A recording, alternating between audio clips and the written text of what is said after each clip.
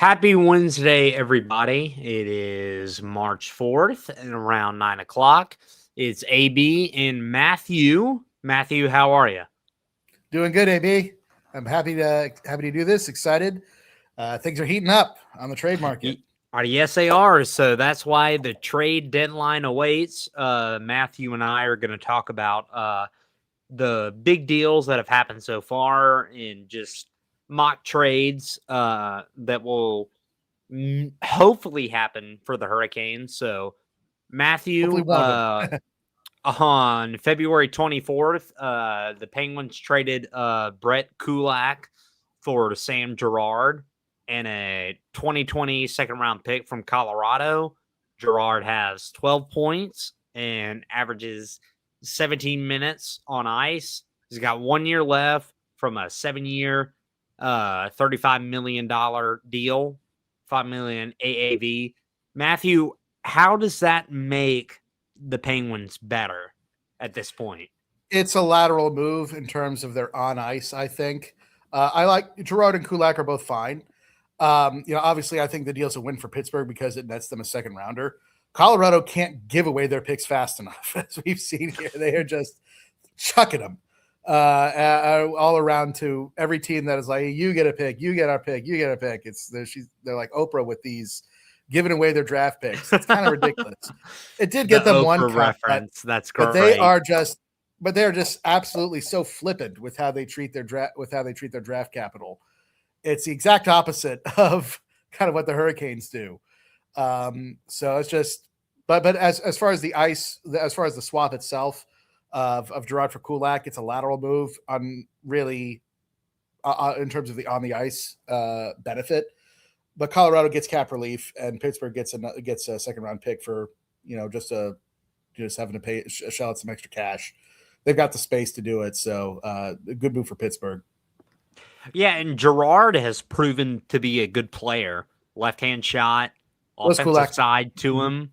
But it's at the end of the day, you're taking on that cap, and Pittsburgh is their window is pretty much gone. I got to say, they've mightily impressed me this year with how well they played. Because they were designed to tank, and they've done the opposite. They're good on accident. So I thought Washington was going to be that way this year as well. I saw that. I also saw New Jersey. I was never a believer in them for a number of reasons, and especially I'm really going to toot my horn for this. You can ask anyone. You can ask anyone on the group chat. Ask Brandon. Ask anyone I've talked to. I called Toronto's collapse from last August. I knew that was going to happen. I knew Toronto was going to absolutely fall apart and miss the playoffs. So I'll tell you a funny story. So when I was at a game 2 years ago, we were playing Toronto, and some guy was just like raving about the team, and he was sitting right beside me, and I was like, "Where are you from?" And he was like, "Oh, I'm from Florida." And I was like, "Okay." And then he was just like bothering us. And I was like, why don't you stand up when you made the playoffs since 2003? This is before like they made it past the second round. Is what I mean. And it shut it down. But yeah, they were good. Their team was seriously, it's always been flawed, but I like without Marner and an older defense, that was a recipe for disaster. Well, they also have Ekman Larson sitting out tonight. Yep. For it's basically everyone must go except maybe they'll hold on to Tavares, Nylander, and Matthews. Even Matthews is a question now. Yeah. Question mark. Tavares, nobody wants to take on that contract. So, Matthew, March 2nd, the Blackhawks trade Connor Murphy to Edmonton for a 2028 second-round pick. Murphy's 6'4", 212, 32, 60 games played, 4 goals, 9 assists, 13 points, averages just under 17 minutes time on ice in Chicago, stay-at-home D, great on the penalty kill. What what does he bring to Edmonton at this Well, point? he brings what they need the most, which is just defense. They've got McDavid. They have no problem scoring. Their goaltending is bad. They are looking for a goaltender. They're trying to get maybe Binnington. I've heard they were even inquiring about Bobrovsky. So they're in desperate need of a goaltender. But since they could do this too and shore up their defense, they need that as well. They just got to keep the puck out of the net. That's been their biggest problem really since the 10 years now. It's the same thing, but the huge thing is goaltending. They had Stuart Skinner, but Stuart Skinner, it looks like beautiful on paper because he played with Connor McDavid, Leon Draisaitl, Darnell Nurse, Bouchard, like all of those guys. But they're missing the guy that can hold down the fort till McDavid leaves. And I think that's Binnington. Yeah, when they traded for Tristan Jarry, that made no sense to me at all.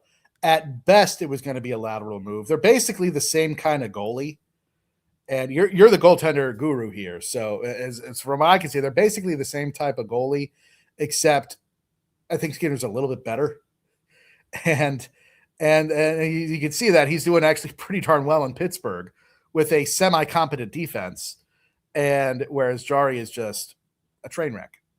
And I think with goalies, the biggest thing playing the position is it matters the location you're playing. In Canada, all the pressure's on you. Stuart Skinner, he's a good goaltender. However, if you're a goalie for Toronto or Edmonton that's constantly in the playoffs, like you're going to get shit on every single time you make a mistake. Yeah, they ain't gonna blame McDavid, that's for sure. It's gonna they're gonna blame you. But that's their offense is so powerful. That's the problem. And Jarry was great for the Penguins 3 years ago. He needed a change of scenery. However, the change of scenery is not to go to Canada. One. Yeah, it's not to go to Canada because you want to revamp yourself and go to Edmonton. No. That's not how you get better. Yeah, it was just I did not understand that from Edmonton's point of view at all. Of course, that's a trade from much further, several months ago in the season. But yeah, I mean, Jarry was the absolute wrong person to go after for and they're looking again as just proof that was a mistake. So yeah. 100%. But for Connor Murphy, always liked him. That was a good move. Yeah, alternate captain, great defenseman. I always like to have height on defensemen, so we'll go towards today. Dallas acquires Tyler Myers from Vancouver for a second in 2027 and a fourth in 2029. Myers is 6'8", 229, 36 years old, 57 games played, 1 goal, 7 assists, 8 points. As the size, depth, and the reach. You and I both know that Dallas has been trying to improve as much as they can because their windows get shorter and shorter because they have a bunch of contracts coming up. So what does Tyler Myers add to that playoff push? Honestly, I'm a little skeptical of Myers. He's getting really long in the tooth. He's a shell of his former self, frankly. Now that might have been just because he is on like probably the worst team we've seen in many years. So that's probably a bit part of it. It's hard to be worse. So I think he'll be better in Dallas than he has been in Vancouver. But still, like this is not the move that Dallas needs to get put over the top. They're going to have to do something else. And Tyler Myers, he's if you like height on your defenseman, he's got plenty of that. But he doesn't have a lot of else. He's slow, and he's slow and he's old. So I don't know. Dallas got older and slower, so I'm not a huge fan of this move for him. I wouldn't have gone after Myers myself. I would have tried to get someone like Murphy instead. That's my take. Well, I think that's a cap dump because they're trying to get rid of also Elias Pettersson. True. and we'll talk about that later. But Yeah, also, Vancouver's got to be careful. They're going to be under the cap floor in a bit because that's another fire sale there. But also a trade that happened. Mackenzie Weegar goes to the Mammoth for Ali Mata, a prospect, and a 3 second-round picks. Weegar was involved in that trade for Tkachuk a couple of years ago. Doesn't make Utah better. I don't think it does. Yeah, I do like. I do like. Sorry, I got sidetracked here a little bit. And I lost my train of thought completely. So yeah, it was the Utah Mammoth picked up who again? Does Weegar to Utah make them better? That's right. Sorry. I do like Weegar. He was really good in Florida. Calgary's been a mess, so I don't know if that's really being fair to him, but I thought they weren't really a mess because of Weegar. I do like him. So I haven't watched a ton of Utah, so I'm not entirely tuned into their needs exactly, but I do like Weegar. Mm-hmm. So it's I don't think it makes them worse. Yeah. So got all that out of the way. So now we're going to talk about Carolina. There's a few more trades we could take off, but yeah, let's get into the bread and butter here. So Carolina has quote unquote been leaked 2 goaltenders. Bennington, one of them. We heard from Elliot Friedman as well, which is not true. I believe that Bobrovsky would make sense. If it was Bobrovsky for Anderson, sign me up. They have to retain salary, though. Yeah, I'd have to retain 50% on it. I mean, what do you think about the goalie talk? Not necessary. I don't see any need at all for the Hurricanes to adjust their goaltending at the moment. Like, Freddie's been fine, and he'll be fine as a backup. And for the life of me, maybe you can explain this to me. I have no clue why Freddie started against Seattle. That made no sense to me at all. The only thing that could have is is Brandon Bussi, did he get hurt or something against Tampa? He's starting tonight apparently, so I don't think so. So yeah, I have no idea why Freddie played against Seattle. That made no sense to me. But in terms of actual trading for goaltending depth, I mean, it's not going to be Bennington or Bobrovsky if we're just trying to get a third stringer. And we have Caden Primo in the minors, and as a third stringer, he's fine. I like it. I don't think we really need to even do that. I think it's a waste of assets to pursue goaltending at this point. There's just no point unless we really which there's something to this, because we should expect Freddie to get hurt again because he always gets hurt. But we've got a third stringer. We've got a third stringer goaltender already who's that's what he is. Caden Primo is a third string goalie. So we don't really need another one.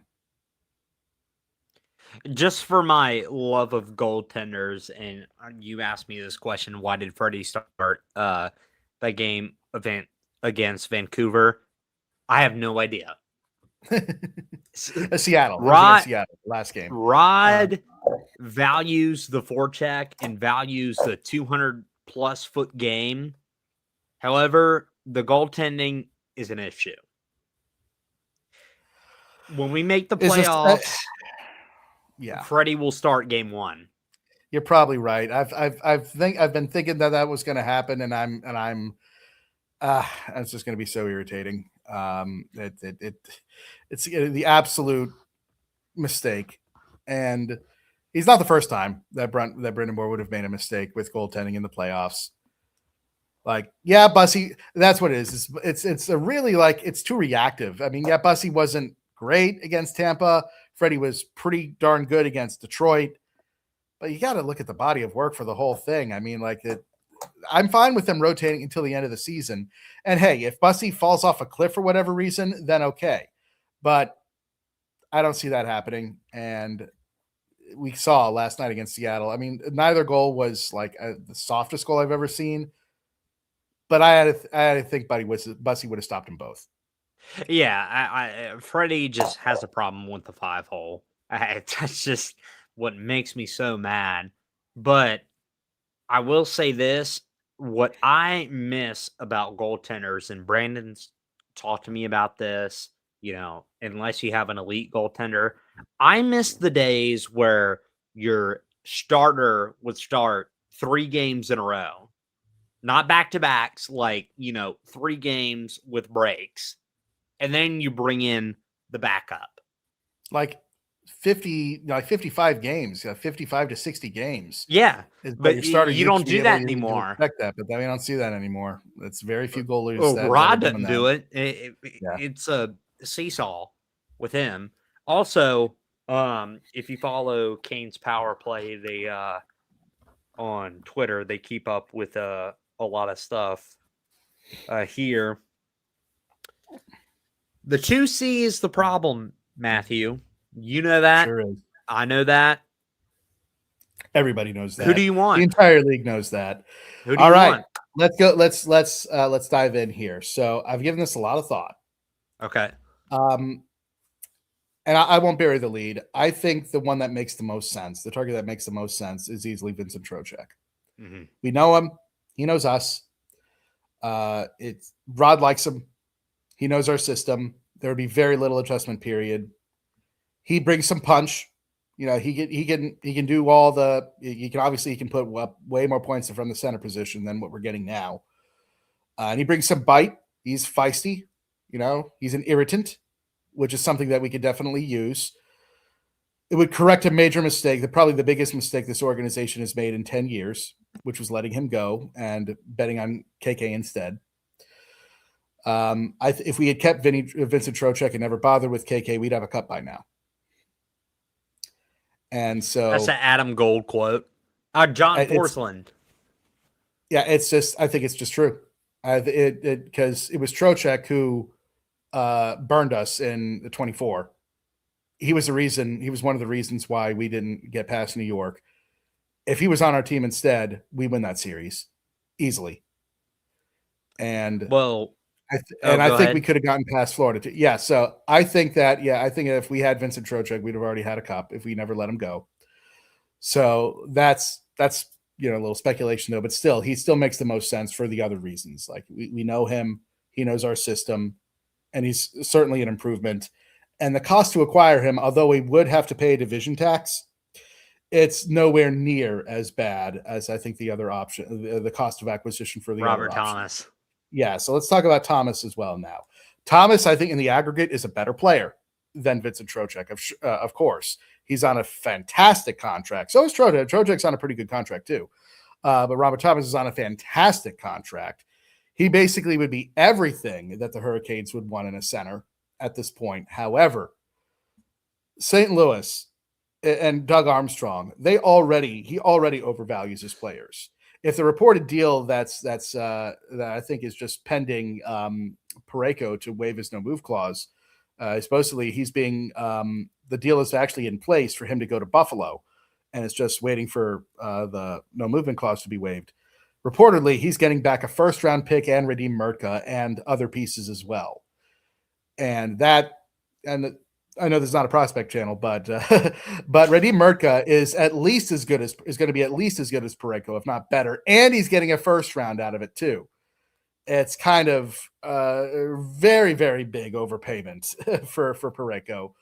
But the fact that if he's getting it, then obviously that he's not going to lower his price at all for Thomas. Multiple teams would love to have him. So there's a bidding war. And I don't want to really get into that. It would probably, in order to actually get Doug Armstrong to bite, we'd probably have to give them both Nadeau and Nikishin, and that would be just absurd. No way. I'm already. I talked about this on the Prospect channel with Brandon when we went over Nadeau. I already have decided I don't really want to move him for Thomas, and not only would it take him, but not only would it take Nadeau, it'd probably take Nikishin too, and that's just beyond the pale absurd. No can do. Well, obviously you don't move Nikishin because this guy's going to be a stud. And not only that, but yeah. So I was just going to say, like I don't know if you've watched a lot of the Islanders, but the number one reason to not move Nikisha now is actually Matthew Schaefer. We cannot fall behind in the division against the New York Islanders. They are going to be busted with their decor, and Schaefer is going to be the reason. Schaefer is just on another level of absurd right now. And Nikishin can be that good as well, and I think he will be. And that's why we need to keep him.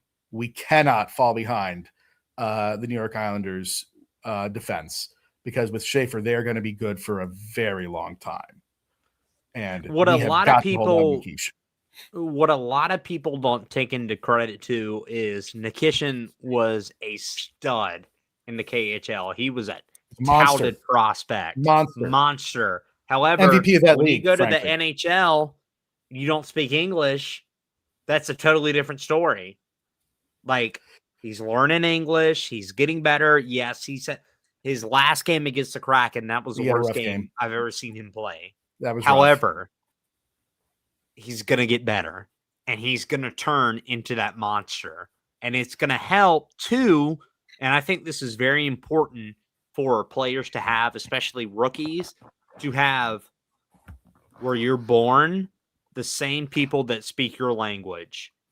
If you're from Russia, you have Svechnikov, Kochetkov. If you're from Sweden, you have some of these people, Finland, things like that. People need to understand, and they value Nikishin highly, and I do too. Like, he's going to be a stud. Absolutely. And he's already proving to be a stud. However, just because he's not putting up the points is not a telltale sign of his career. He's 21 years old. And he's already putting up I think more goals than, or at least as many goals, I think, as any rookie defenseman in Hurricanes history. He might be one goal shy. So and that's with the third pair minutes. Like, he's going to get so much better. And he's like I said, he's going to be Chris Pronger good. He's going to be Chris Pronger, Shea Weber. He's that kind of level of defenseman. He's got that ability. And I also think on the power play too. Oh, go ahead. Sorry. No, yeah, it's just like he'll eventually take over the number one power play spot, the number one power play quarterback. And it's just we cannot move him. We cannot, even though Robert Thomas is exactly what this team needs. That would flip. If we trade Nikishin, we are going to fall behind the New York Islanders in their defense, and we cannot let that happen. So for that reason, to circle back to being trading for a center, that's why the offer that I mentioned a couple months ago now for Thomas, or maybe about a month ago, would involve Nadeau, maybe someone like Jackson Blake or Logan Stankoven, one of the two. Blake. KK. Yeah, probably Blake. KK and a first. That was my offer. Honestly, now with how good Nadeau has been, I kind of want to withdraw that offer. I don't even want to make him available now, because Nadeau is absurd good, and he's going to score 40 in the NHL, and I don't want to give that up. So it's just not worth it. I think, and to circle back with Trocheck, my offer to New York, and they won't get a better one than this, I don't think, would be Charlie Serrato and a first-round pick. Probably Dallas's 2028 first. That's what I'd offer them, because I know New York is desperate to get a first-round pick out of their fire sale. I would offer it to them, and they should probably take it. I throw in a third, because maybe what Tulsky did that was smart is he got those 2 firsts and those 2 thirds. Yep. We've already used one, and we can use the other. Yeah. Because New York wants to sell immediately. Yep. And they will. Trocheck is going to go somewhere. The thing is that we're in a bidding war with him as well. And there's a division tax that we would have to pay. Again, that's still less than there's no way that we're trading Nadeau for Trocheck. Stop. Anyone who ever suggested that, get your head out of your ass. That is not happening. That'd be dumb. And I know Vinny, and I like Vinny, and Vinny's the guy I think we should go after, but he is not worth Bradley Nadeau. Absolutely not. No. He's going to be good, and he's gotten better too. I talked to Brandon about this. His defense was terrible, and then he's gotten so much better. at defense. Give him credit. And obviously we saw it in the Olympics. What a job. I was very skeptical of him being on the Olympic team. He proved me wrong. I got to be honest. He was stellar for Team USA. 100%. Let's get to some. Go ahead.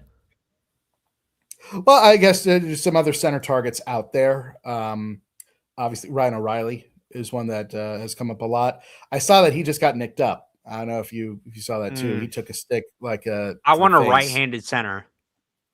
Yeah, I do too. Which is why I think definitely Trocheck is better. But any port in a storm at this point, sometimes for 2C. So if Trocheck is unavailable, or if he gets shipped out elsewhere, and we might have to pivot. So just plan B, plan C, plan D. I'd say O'Reilly is probably plan B. And pending health wise, of course, I think he'll be all right. I think he took a stick up around the eye. Could have been a lot worse. But he'll just need some repairs. And he got injured in the last game. He left. He didn't return, but I think he'll be all right. He may just miss like a game or two. So O'Reilly is definitely on the list.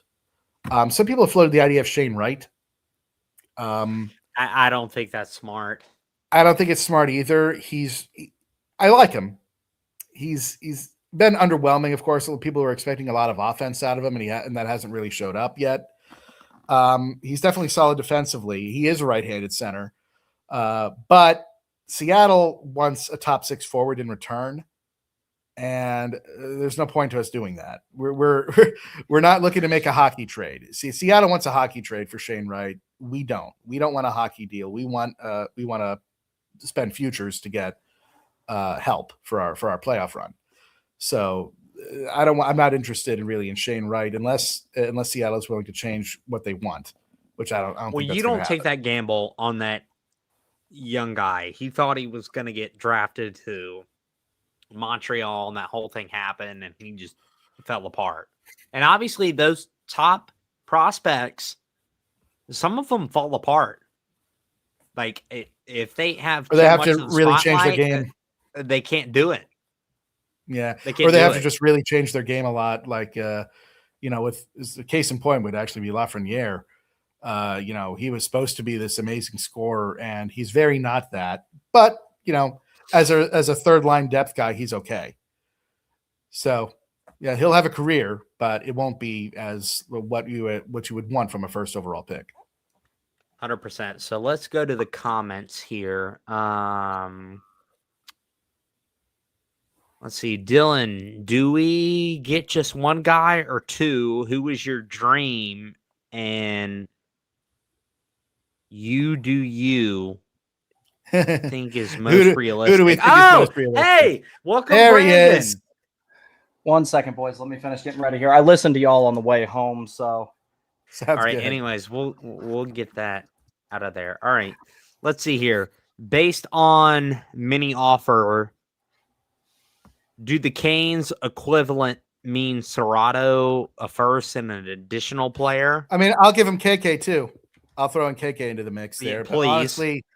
But honestly, KK is a negative asset, which is the matter. I know you like him, Brandon, and it's not that I hate him as a player. It's just the sad fact is the longer he doesn't play, the more he's not going to see the ice again unless there's an injury for the Hurricanes. That's a fact. He's not going to see the ice again. KK's playing tonight. The current shows how much I know. Thanks for making me look like an idiot, AB. Is he really? Who's scratched? Who's sitting? Our normal first line center, Mark Jankowski. So we were talking about. All right. Well, that shows how much I know. That's actually a good coaching move from Rod for once. That's I'll give him that. All right, Brandon. In terms of the personnel. Easy. In terms of the personnel, Easy. Good coaching move from Rod. So one thing I do want to talk about real quick, though, that you made a really good point about, Matthew, and this is why I brought you all on, because not me. No, not you. You've never made a good point in your life. But oh man, I actually hurt his feelings. Look at him. He's dead. Shots fired. I killed him. Roasted. I'm just kidding. But you made one good point about the Matthew Schaefer effect. Yeah. Why you need to think of. See, I didn't even think about it this way, but it makes perfect sense. The moment you said it, I was kind of like, dope, because I listened all the way home, and that one really stood out to me. the entire, people talk about how bad the Metro is now. It's not going to be that way for long. You got way too much of a talent influx coming in. And if you want to keep pace with the rest of the division, that right now, the guy who's setting that barometer in the future is Matthew Schaefer. At the moment, there will be more. Matthew Schaefer is only the beginning. So you have to have that New York won that the Islanders won the lottery. I was so annoyed. You have to have that buffer in there, and you have to have for every player that you have to deal with outside of the Hurricanes organization, you need to have some sort of counter to it. For Alexander Nikishin is the countermeasure to someone like Matthew Schaefer. Yep. So I didn't even think about it that way, but that does make sense. Yeah, it's just he's been popping off recently, and that made me think. Is like, golly, Schaefer's so freaking good. He was always good, but he still has some rookie issues, just like every rookie does. Especially he's an 18-year-old defenseman. Defensemen usually take a lot longer to develop, but he's already kind of New York's best. He's already their first pair guy, and he's only going to get better. And, the last two defensemen to be picked first overall was Aaron Ekblad and Eric Johnson. Those were the last two. No, there's Darlene and Power as well. Oh yeah. I forgot those. Yeah, and honestly, Schaefer's going to be better than Darlene. Yeah, he is. I mean, he's already a better skater than 95% of the league on the day 100%. He showed up. And then, another thing that we have to consider, another point that both of you guys made, CAB, I'm giving you credit. Another point that both of you guys made, and I'm really worried about this happening. And it's sad that I'm worried about this now and not when it happens, but it's just history considered. I know it's going to happen. Freddie's going to end up starting game 1 of the playoffs. I'm actually stop it, both of you. When he played as well as he did on Saturday, I was like, this is great. Oh, wait. And then I'm sitting there next to Jeremy and my gears are turning. I'm like, man, he's having a really good game. If he has a couple more. Well, I think that's probably the rationale for why he started in Seattle, to see if he can actually string several good games together. He didn't. So maybe, just maybe, that was a blessing in disguise, losing against Seattle. Maybe I don't really blame him for Seattle, though. It wasn't. But, well, like I said, Bussy would have stopped those. Bussy would have stopped both of those shots, I think. So, yeah, but I mean, Bussy also wasn't that great on Thursday. But if you're going to have a bad game, it's going to be back from against Tampa. Yeah, I give Bussy a pass for that. He still made timely saves, which is the most important thing. Enough to win, because especially in a high scoring game like that. So it was like, we had a bird's eye view of some really pretty goals that the Hurricanes scored at that game. We had a whole lot of fun. Yeah. Don't drink Crown and Coke on an empty stomach, kids. First time, Brandon. First time for that. On an empty stomach, yes. On an empty stomach, okay. Because I hadn't eaten in 2 days, and I did that. I'm like, I'll be fine. Wow, dude. Wingstop hit different that night when we got home. However, when we watched the game against Tampa, I pointed this out to Brandon as well, because I love my goalies. Like, I'm obsessed with my goaltenders. Bussy is a VH goaltender. Yes, he is. I love it. On a lot of his saves, he puts that right knee down and puts that left knee up. And you don't see that anymore. The guy who made it famous was Dominik Hasek. And you don't see that anymore. However, the way that the game's going is butterfly, but for Freddie Anderson, it's shoot wherever, and it'll be fly. See, part of the reason I'm not too worried about Freddie right now, Freddie has one thing, and AB, and you feel free to counter me on this if you think I'm wrong.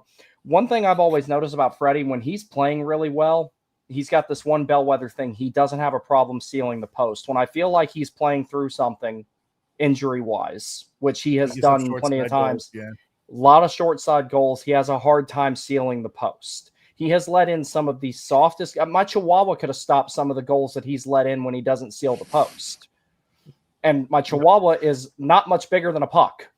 So I think that when he's playing through something injury-wise, whatever it is that might be reoccurringly bothering him, because you and I have both played a sport, AB. We know that when something starts bothering you and then it becomes the rabbit from Alice in Wonderland meme and you feel it a little bit more every time, that's what my right knee is. It's the rabbit.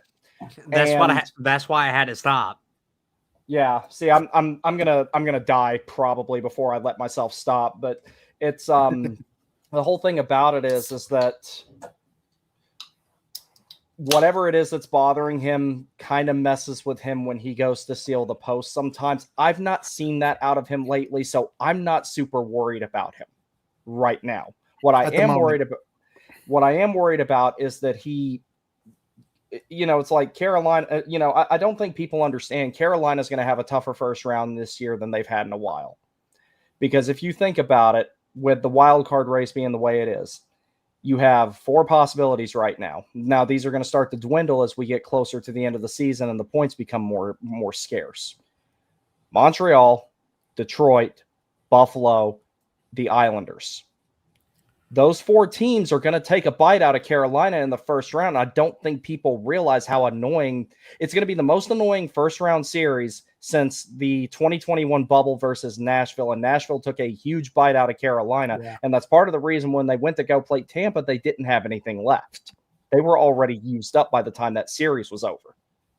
Yeah. Also, Nedeljkovic wasn't all that great. I was happy he was gone. Yeah. Yeah. But yeah, so I agree. And this is why I like some of the targets that I'm talking about here. So Trocheck provides some of that punch back. He can get nasty. He can mix it up there, which is something we've been missing ever since he left. So that's why before you got in, Brandon, we were saying that he makes the most sense in terms of our target here. If we're gonna, and also I was thinking about this too. If we're gonna make our move, we should probably do it tomorrow, and not wait until Friday.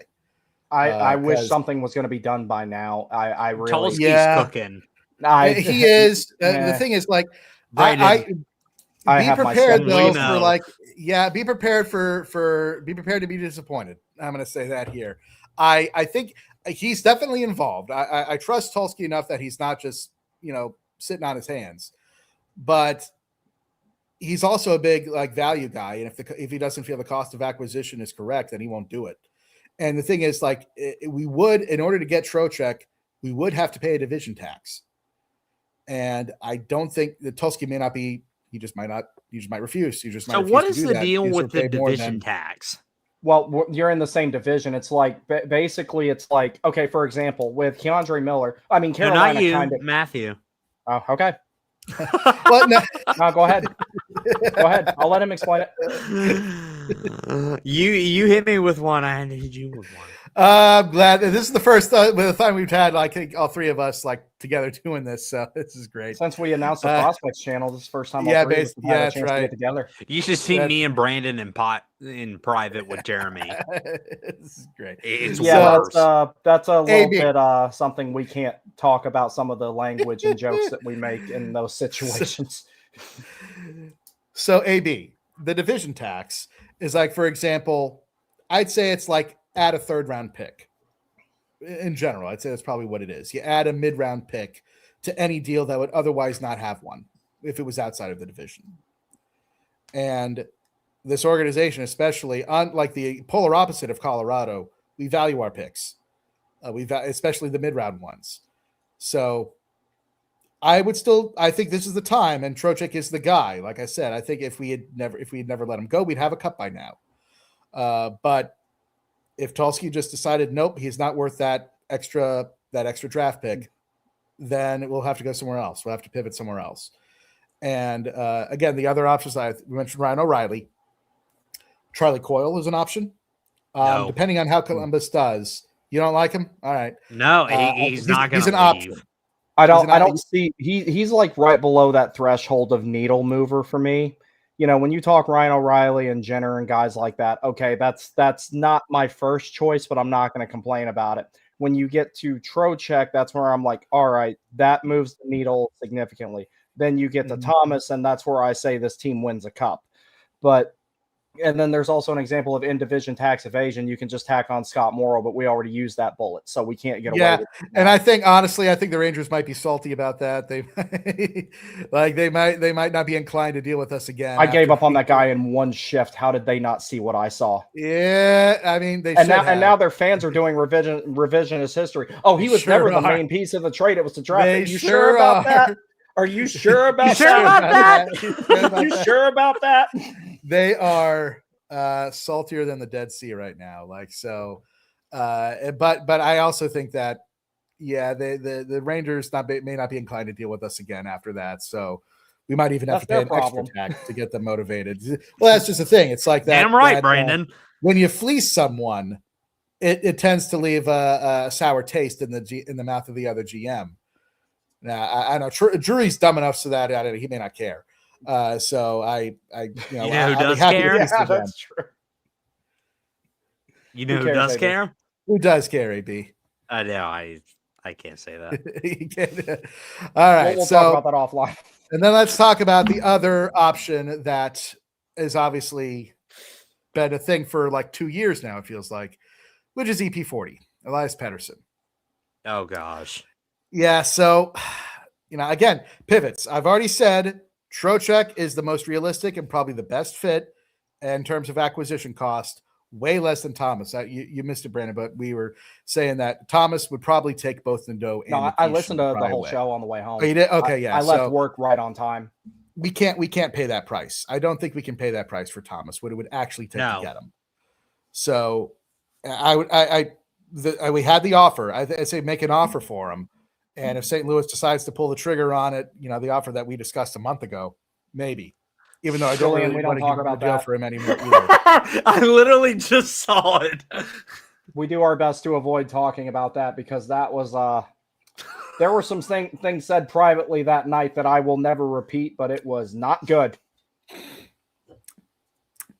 Personnel decisions. That's it. It's Rod's biggest weakness as a coach. Yeah. So he's literally good at everything else. Matthew, what were you saying? Sorry. So the price of acquisition for Thomas is too high. The price of acquisition for Elias Pettersson, I think that would be actually quite low by comparison, because we'd have to eat the entire. I think of this, we can leverage it, but I was saying we can afford to take on the entire contract. That way, we don't have to spend too many assets to get him. Also, EP has a no move clause, so he can basically say, I'm only going to go to probably one of a few teams. And I think he would approve a trade to Carolina. I think we could leverage that as well. Mm-hmm. So I think for those reasons why we could probably get him at undervalue in terms of asset acquisition or asset cost, I think at least has to still be considered, even though he's not our first choice. What are your thoughts? That's the whole thing with it, though. That's as high risk, high reward as it gets. Because the thing is, it's like if you get Trocheck and it doesn't work out, you don't have to live with it forever. And you already have a sample size of him playing here, and you know that he more than likely will. And his cap hit is low. And his cap hit's low. Jenner, Ryan O'Reilly, both of those guys would also be stopgap, but for all intents and purposes, there's no reason to believe that they wouldn't be good fits and fit pretty seamlessly. When you're talking Elias Pettersson, it is either hydrogen bomb or coughing baby. It is like that. That's where you're at with that. That either gets you a cup or closes the window. That's the problem. So that's where it's like looking at Trocheck as the most pragmatic guy to target makes complete and absolute sense. Now, this is where I know we differ. I don't want to trade Nikishin for a multitude of reasons. However, for Robert Thomas, be damned if I wouldn't sit there and think about it to the point where I might just flip a coin. He's not the absolute generational talent you'd have to get back. And that's what it would really take, because Thomas is great. And I think he is exactly like what the Hurricanes would need. But I mean, that is okay. I'll tell you what it is. It's basically sinking everything on getting a cup basically now before Schaefer starts dominating the division.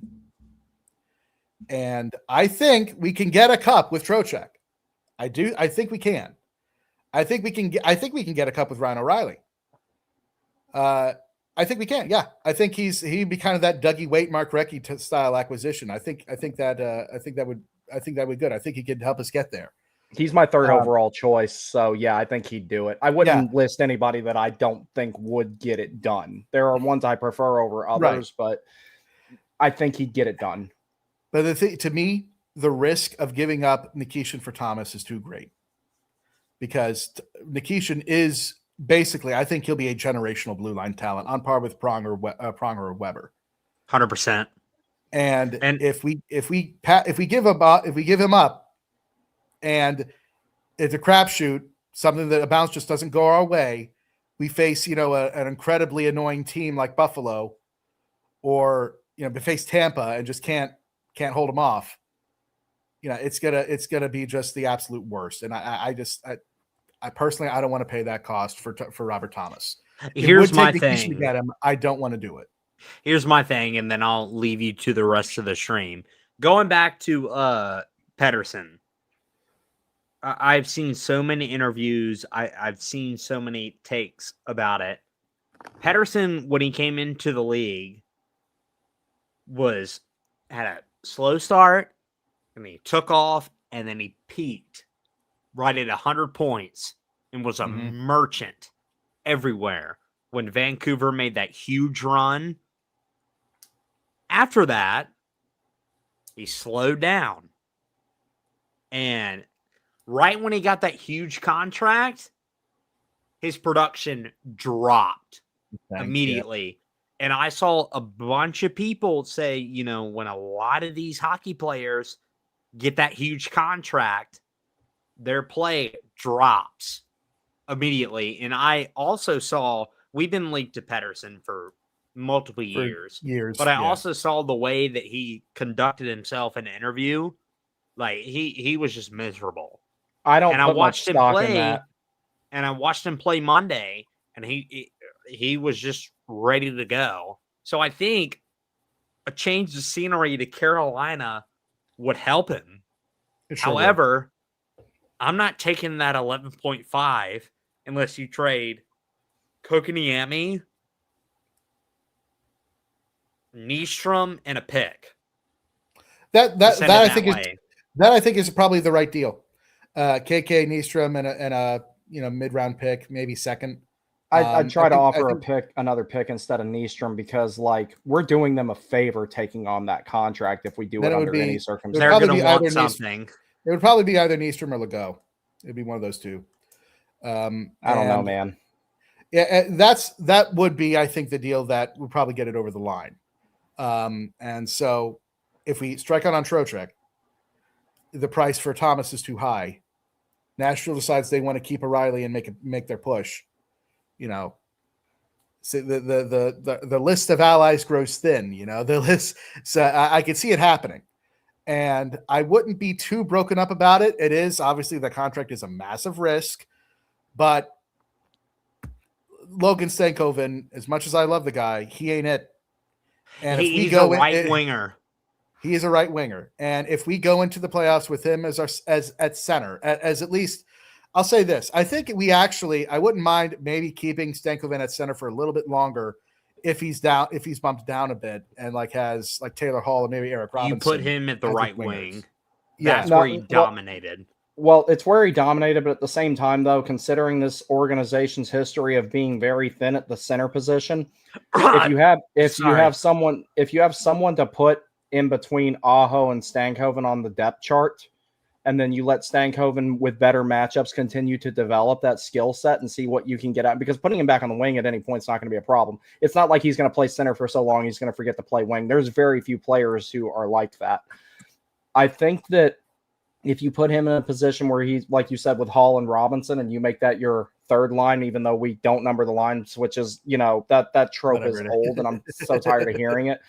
But that's part of this team's problem. If its philosophy really is it doesn't value whatever line Sebastian Aho is on as much as the one that Jordan Stahl is on, but that's a conversation for another day. But the thing about it is you have this history of organizational depth being thin at that position. Being able to take that asset and continue to develop it and give it more time, i.e. Stankoven, and then you don't lose it. You just move it to a different position later if it doesn't work out. I mean him. I'm sorry, I made him sound like an Amazon package, but it's like, I didn't mean it that way. But you did. You can take that asset and you can move him to the wing, and virtually nothing has changed. You just tried to experiment with something in a lower risk environment than you did before. Right. So if you acquire Trocheck, I'm cool with Stankoven continuing to play center. But the problem with it is there are a lot of people, even though we've seen this rodeo already. Oh, they did. You know, it's like every time that you criticize anything about what this team does, they list what's going on the last 7 seasons going on 8. You know what hasn't happened yet? A cup or winning more than one game in the Eastern Conference Finals. That's not happened. So if you're telling me that you're looking at this and saying, "Oh, well, it's great in the regular season, will it work in the playoffs?" I've seen so many different experiments in the past. Movie before. I've seen so many different experiments from versions of this experiment fail in the past. I'm reluctant in any way to try it again. And people who are saying, "Oh, Stankoven's doing fine at 2C now," guess who else was doing fine at 2C when he first started? Kotkaniemi. Scott Darling. So I've already seen this. I've already seen this. Sorry. And that people are like, "Well, why do you think Stankoven won't work? He's a completely different player from Kotkaniemi." And I'm like, that's fine. But we've seen this already where you take the somewhat of a project, throw it there, hope it works. Like you're trying to tape together Iranian ships that get blown up by torpedoes with duct tape, and it's not going to work. And that's why I'm kind of, even though it's a different way that they're going about things, it's also kind of the same thing all over again. So that was a wild video, by the way. All right, boys, I'm going to watch the game. I'll talk to y'all later. Well, AB, I'm going to do a watch party. Do you want to do it with me? Why not? I'm here. I'm game. Okay. All right. So here's what we're going to do, everyone. I'm going to kill this stream, and I'm going to start a new one for the watch party. Can I be uncensored? Try not to be. We're moving in a more that's right. That's true. All right. The TWT network. Save that for after the trade deadline at 3:01. I will allow everyone here to use at 3:01 on Friday when nothing happens. I will allow everyone here to use whatever language. I will allow everyone here 10 minutes. Actually, I take it back. 21 minutes. 21 minutes. We can all use all the language we want. I will tell everybody, do not let your kids watch this one. If you are faint of heart or have a weak constitution, it would probably be best if you just sit this one out. It's going to be bad. It's going to be. I'm going to call that let's air everything out. Something. We're just going to air everything out at that point, and then we will go back to business as usual. Yeah, I'll be at work, so I don't know what I'm going to do. I'm gonna join on my computer downstairs. Yeah. Okay, so let me kill the stream. I'll start it over for the watch party, and we will get it going again and everything like that. Thank you, Brandon. Very good. Or actually, I got a better idea. What we can do, I'll just change the name of this one. Stand by. Stay on. Then we don't have to fix anything. My cousin is a chatterbox. So I almost said something else, but we're on stream, so I didn't say it. Text me. What do you think I was going to say? You spent the entire weekend hearing things I was saying. If this is a stream with y'all two is this much fun, we got to get all three of us together. Oh, dude, it's gonna be bad. Yeah, it's bad. We said some awful things about nearly everyone we know. Well, oh god, if you see me at a game, if all of us go to a game and tailgate, it's gonna be bad. See, problem is, it's like I do have my family. I gotta keep around. So leave them home. Yeah, no, not like that. It's just. Like it would have to be. It's like three guys, honey, man. You got the kids tonight, honey. All right, let's go. Well, she's got to call the babysitter. I mean, it's just gonna be us three. I don't know if I trust her around you guys. No. I'm saying that she keeps the kids. Oh yeah. She'd watch them. She'd watch them. Perfect. Yeah. Well, no, I'm nice. Then I have to make it up to her though. So. Take her out to dinner. Yep. Olive Or the Garden. Or basically that, or it's basically then I have a turn to watch the kids while she goes out and Oh has God, fun. I'll mention That's food. okay. Look at this. EP 40 ounce malt liquor. If they actually Shot, acquire him and he plays well, I'll found that. Shot. I don't I have will found liquor that. on me. I will make a malt liquor called EP40. And instead of it being guess called works, yes, save changes. Come on. Thank you. We're gonna get a look at him, I guess, tonight in a little bit. So All right, I'm going downstairs. Yep. See you in a bit. I'll see y'all in a minute. Okay, I'll send you. Well, you can probably stay linked, or you can just link back into it there the way you made it before. You can just come in. Yeah.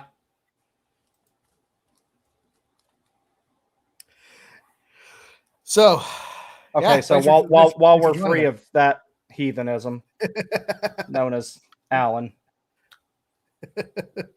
Oh man, dude, I had so much fun with y'all. them this weekend. Y'all are a riot. That's great. Yeah, no, I had so much fun this weekend just getting to just not worry about life, and all we did was eat greasy food, drink, and watch hockey and everything like that. I needed a. Oh well, see, the funny thing about it is I stepped on the scale this morning fully expecting that I'd gained weight from the last time, and I actually was finally below 230. So good for you, man. I'm actually down a few pounds since the beginning of Lent. Good. Which is good because what happens? You stop drinking sugary drinks, and what do you know?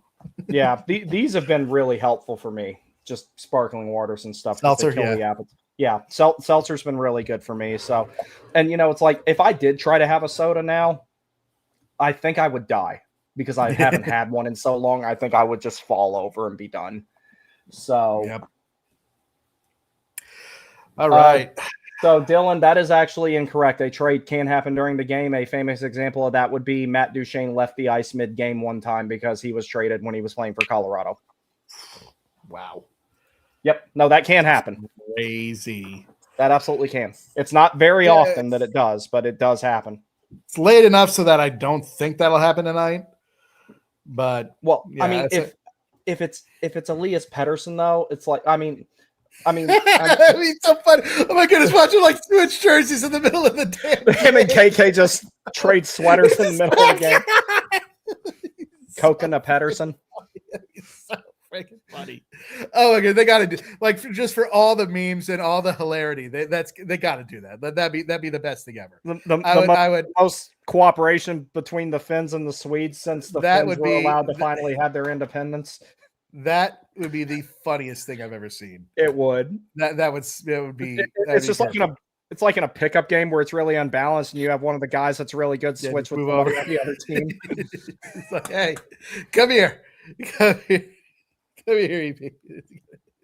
I can totally see that happening. I really that'd be absolutely hilarious. I mean, it kind of did happen when we got Shane, when we got Ghost the first time. It was pretty close to that. Oh, if it happened a day earlier, that's exactly what would have happened. Yep. That's amazing. So, I mean, yes, again, not my first choice, but we got to consider him. And I don't know who else. I was going to think about. There are some actually depth center guys that I wouldn't mind going after too.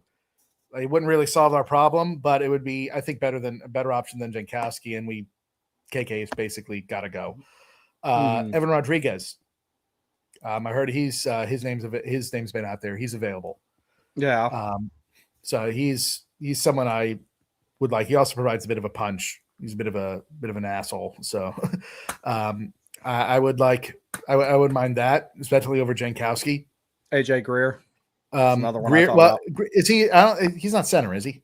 No, but he fits that mold that you were talking about with Rodriguez, and true. this team could use a little bit more of that. True. I mean, Carrier is basically the only one of those we have right now. And the Carrier is a ticking time bomb too. I'm always afraid every time he throws a big hit. I'm like, this is the one. Nope. Okay, he survived. He'll just be hurt after that. Yeah. So, I wouldn't mind Rodriguez or Greer. I mean, as a winger, I thought Connor Garland got traded. Not yet, unless something happened recently. Well, I saw something yesterday about him going to the Isles. I guess it didn't happen then. No, the one that's been reported but hasn't happened yet is Parayko to Buffalo. Mm-hmm. Man, Buffalo's swinging and missing a bunch too. It looks like. Yeah, I mean, well, they need help defensively, which is like, golly, they drafted 2 first overall picks on defensemen, and they still need defensive help. Mm-hmm.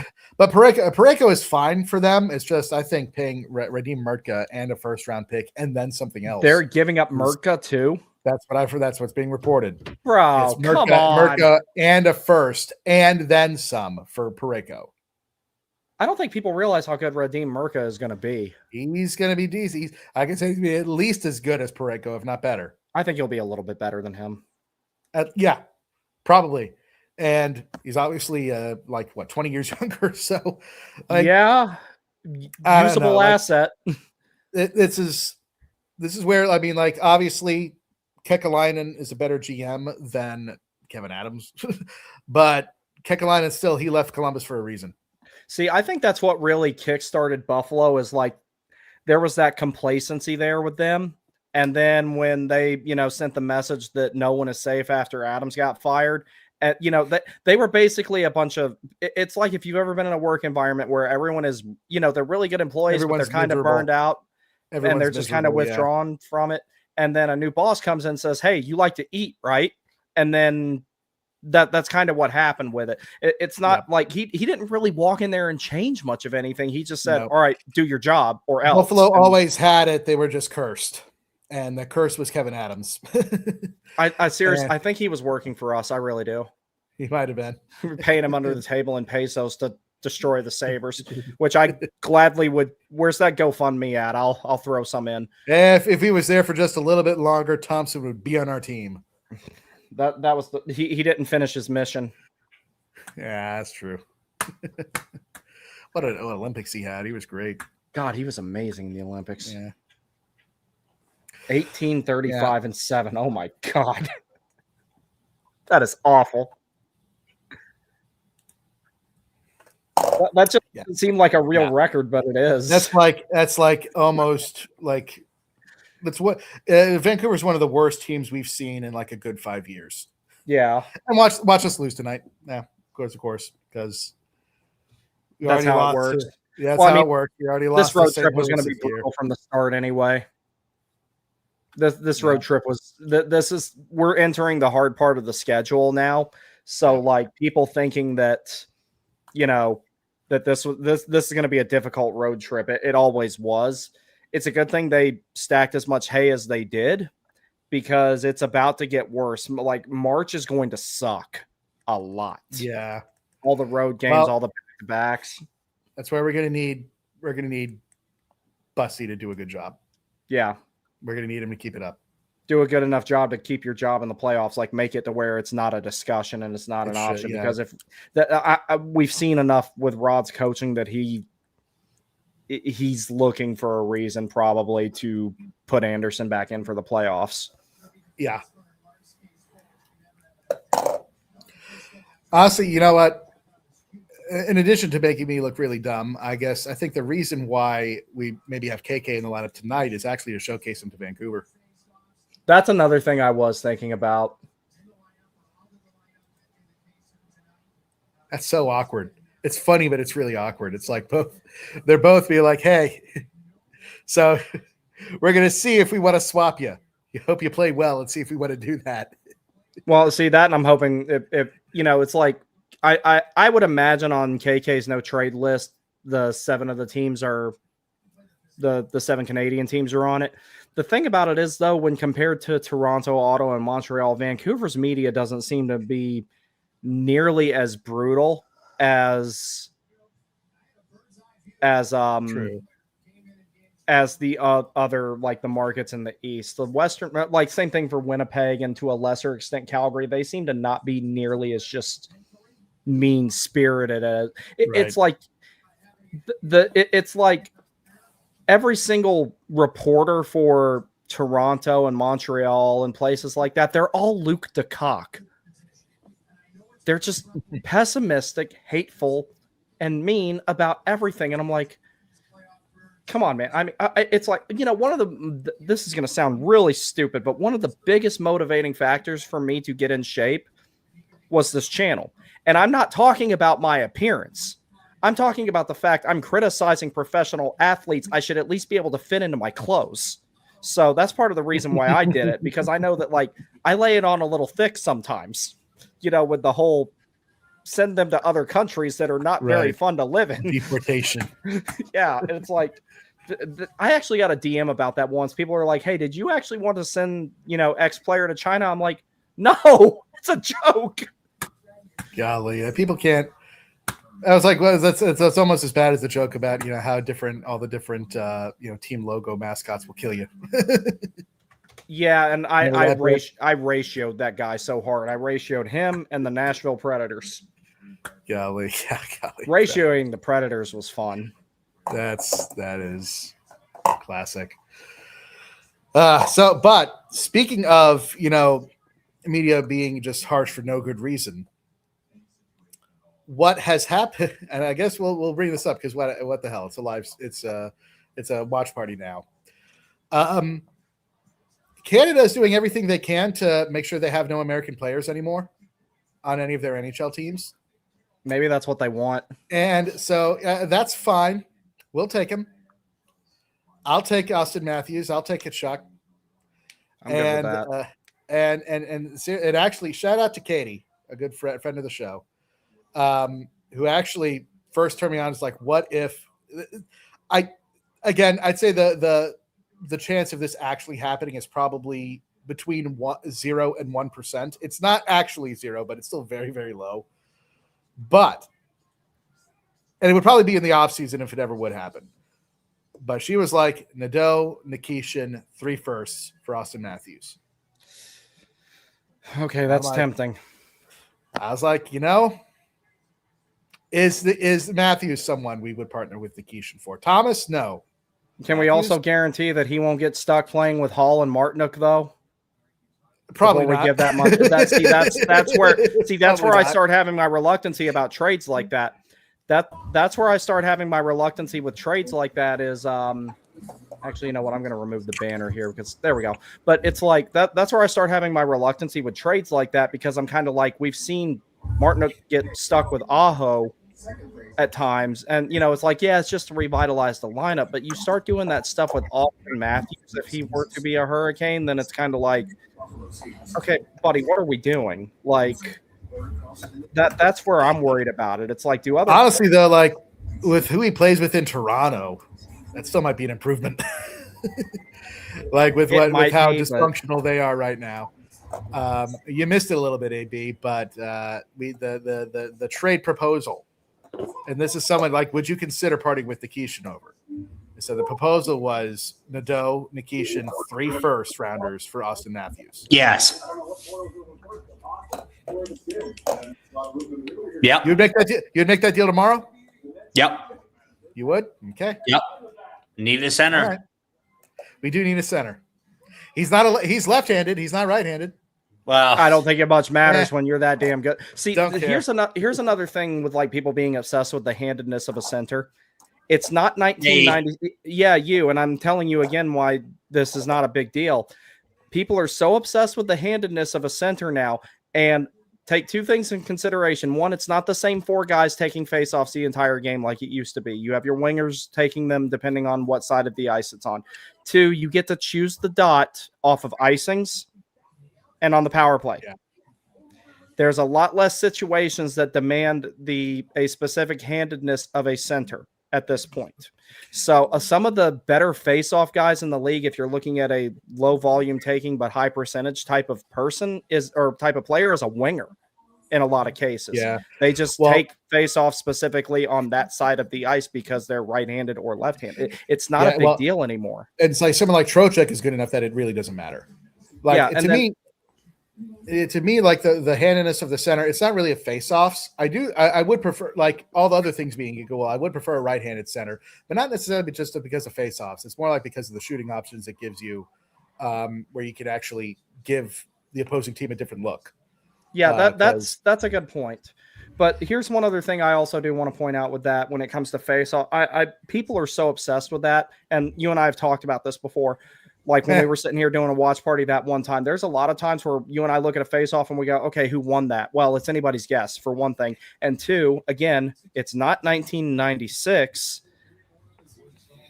Winning a face-off used to guarantee you a good 30 seconds of possession if you managed to puck correctly. Face-offs don't guarantee you anything now, especially against a team like the Hurricanes. Oh, they lost a face-off. They forecheck you and take it back.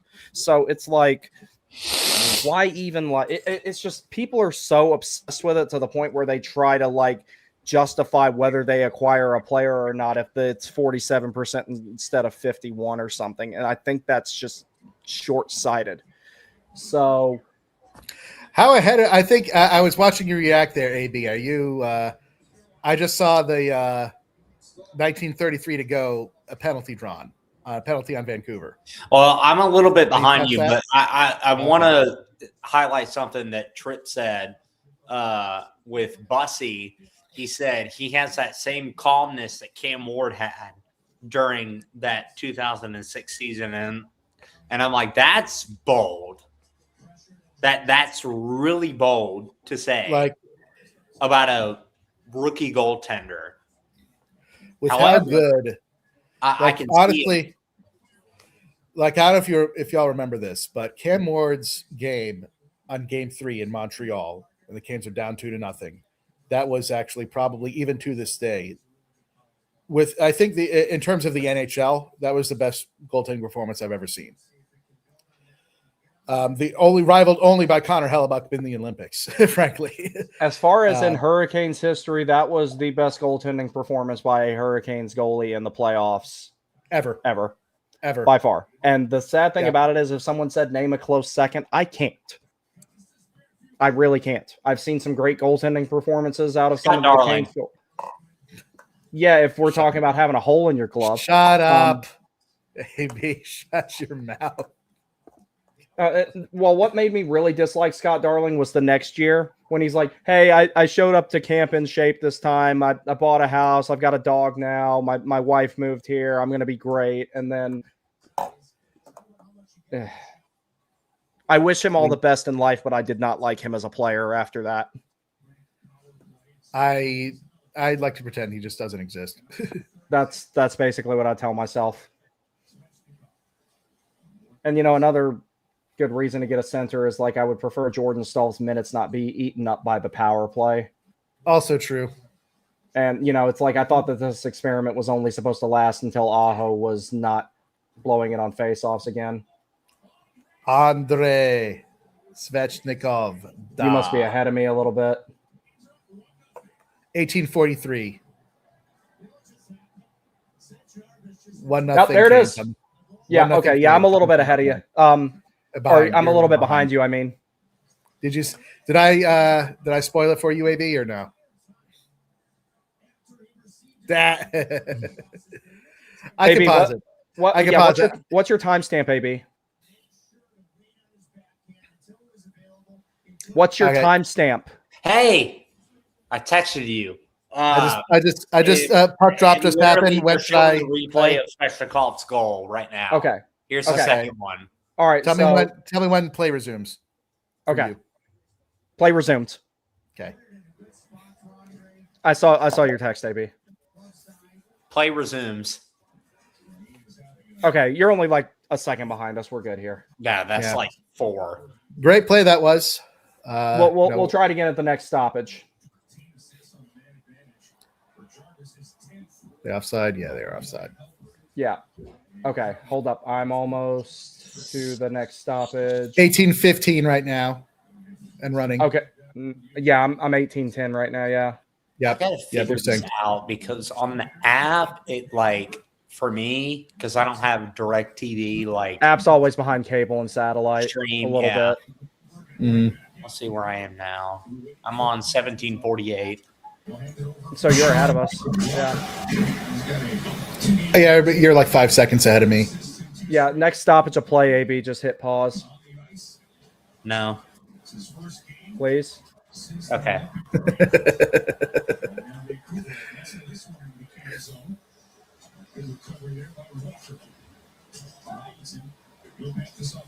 No icing. Good. Good job by Carey. Oh, that's a good hit. Get their key. Uh-oh. Oh, great job, Key. Good, good. Nice. Crunched him. Out of play. Stoppage. All right. 17-13. I'm stopped. Mm-hmm. You see fetch on your screen in the No, replay? just I do. What I do. time? Okay. I think we're about synced up now. Probably within a few seconds. That'll be fine. Yeah, that's stop the it best we're right gonna get. before they drop the puck. Okay, that works. I'll do the same thing. Great play. What was that? Who fed him? Was that Jarvis? Yeah, Jarvis to Svechnikov. All right, the face-off just happened. I paused it. Okay, and All right. I'm almost there. Come Just on. pause it. Face-off just happened now. Are I'm you almost ready? there. Hold on. I paused Come on. it. Jeez. All right, face off just happened. All right, I'm moving. All right, 3, 2, 1. Yep. Now we're probably good. All right, Next around time we'll the- try to. Next time we'll try to do it before the 17 game. minutes. Yeah. Right at the Yeah, I'm 17-minute mark. 17:03 right Yeah. now. That's close enough. That's the best we're gonna That's- get. One day we'll have one of these watch parties where we're like for a road game. We're and all in we the get same together. room. We're all in the Yeah. same room of some sort. He's off. Now, one of these days, I'll take. We'll all go to like Flying Saucer or something and have a fan get together and everything like Matthew, that. are you in Raleigh? That's just outside of it. I'm in Wake cool. County. Yeah.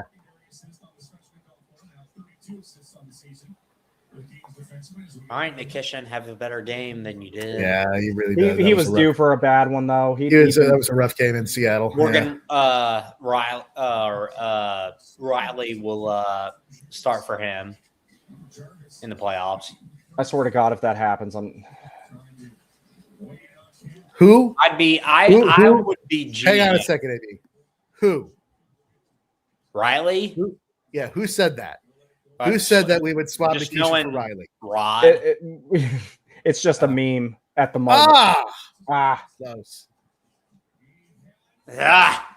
I mean, I know that like everyone loves Chatty, but I'm not a big fan of this Chatty Slavin pairing. I think it's too redundant. I told you that when you came down here. Yeah. Well, I already believed it, but I just agreed with what you said. And, you know, I'm not going to say what Jeremy said about it because we can't say that here. Yeah. Slavin and Nikishin. Perfect. I don't think Nikishin's ready for that yet. I'd put All right, Ghost up Slavin with. got to spare. Yeah, that's what I would do. And then you put Walks and Miller and then Chatty and Nikishin. Perfect. Yeah, I'd take that deal. I'm at 1540 right now. Yeah, I wanted to see Slave and Ghost because that would be like Slave and D'Angelo all over again. D'Angelo was a right shot. Well, yeah, he'd still Doesn't be playing. matter. Apparently, Yeah. it doesn't matter for centers either. Ghost would play on the right side though. So Tell you something else. Tony D, TDA, he's been great in New York Islanders. Gosh, I miss He's been him. really good. you know what's sad though? It seems like the Islanders fans actually treat him pretty well because the comment section underneath every time he posts it and filled with a bunch of like purple-haired like NC State and UNC students there berating him for existing. Excuse me? Don't pretend there ain't purple-haired girls that go to NC State, AB. Oh, don't even UNC. It's worse. I'm not saying it's not worse. I'm just saying, let's be real. They're everywhere. At least on the internet. Especially you're not in wrong. Raleigh. Huh? Especially in Raleigh, the puck And buddies. Durham. No, not in Durham. In Raleigh, mostly. Well, Durham has a different problem. Yeah, that's true. I am from Durham. That's my home city. I don't live there anymore because it's that shadowy place, and you must never go there, Simba.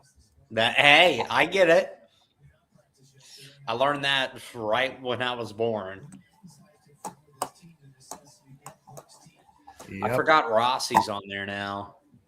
Yeah, If Rossi, yeah, he- from the Quinn. he's Quinn going to be Newstead. good if he develops right.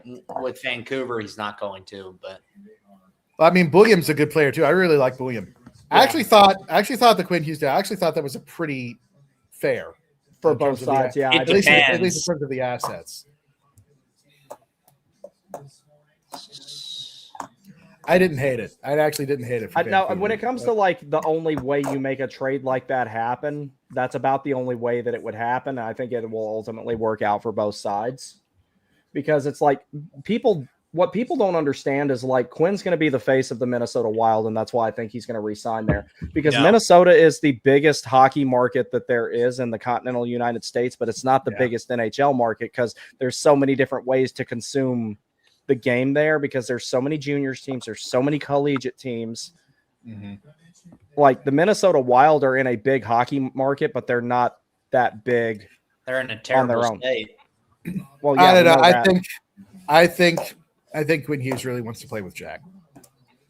He'll go to New Jersey. Actually, Jack will go to Minnesota. I one think of those two. that's a higher likeliness at this point that Jack goes to Minnesota than And his fraud of a brother, Luke, will be somewhere.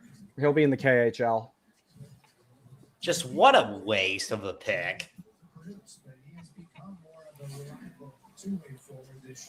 You know he'll end up on the Hurricanes too one day. All they Luke? cared about was the Yeah, watch it happen. the 3 people cover. Shouldn't happen, but watch it happen. Yeah, well, yeah, we can put it with Nystrom and watch him bail him out for 18 minutes a night. Where y'all at? Yeah. 1440? Yeah, No, well, 14. It'll I'm be- at 14 minutes. it'll be all we can do to keep Luke Hughes from scoring on our own net. Yeah, see He's that's our- where he's I our have best a goal problem. scorer when we play him. Yeah, and that'll flip in the other direction if he ever were not a devil. I think New Jersey's gonna have to live with that for a few I will years until not they get. react to a goal or anything until Yeah, at the end of the first, we'll try and get synced up. I can't not react to a Hurricanes goal. It's not in my nature. Yeah, Unless we're down like 10-0. and it doesn't matter anymore. Yeah. Did you see that, Matthew? Not yet. Are you at break? I mean, Not quite. All right, y'all. Let me know when you're. Or we'll all That I pause at the- saw. Okay, we'll All all right. pause at the next TV timeout, which is Yeah. now. Okay. All right, we will pick a commercial to scrutinize and pause at. all right. Everybody should I- pause at the Andrea Bocelli commercial. Oh, wait, thank God that's over. Oh shit! Fuck me. Sorry. Okay, I have Keenan Thompson on TV right now or whatever his name is. No. I don't have that. I've got something or other with AI. Right when it turns after commercial break, I'm gonna pause it. Okay, Yeah, you- right you as the do that. commercial break ends. Right after it ends.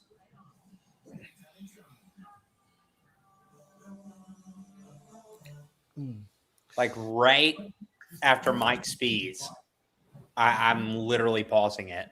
Okay. Sure.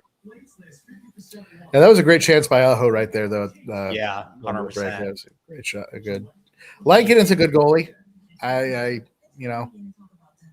I've always liked Lankinen. Yeah.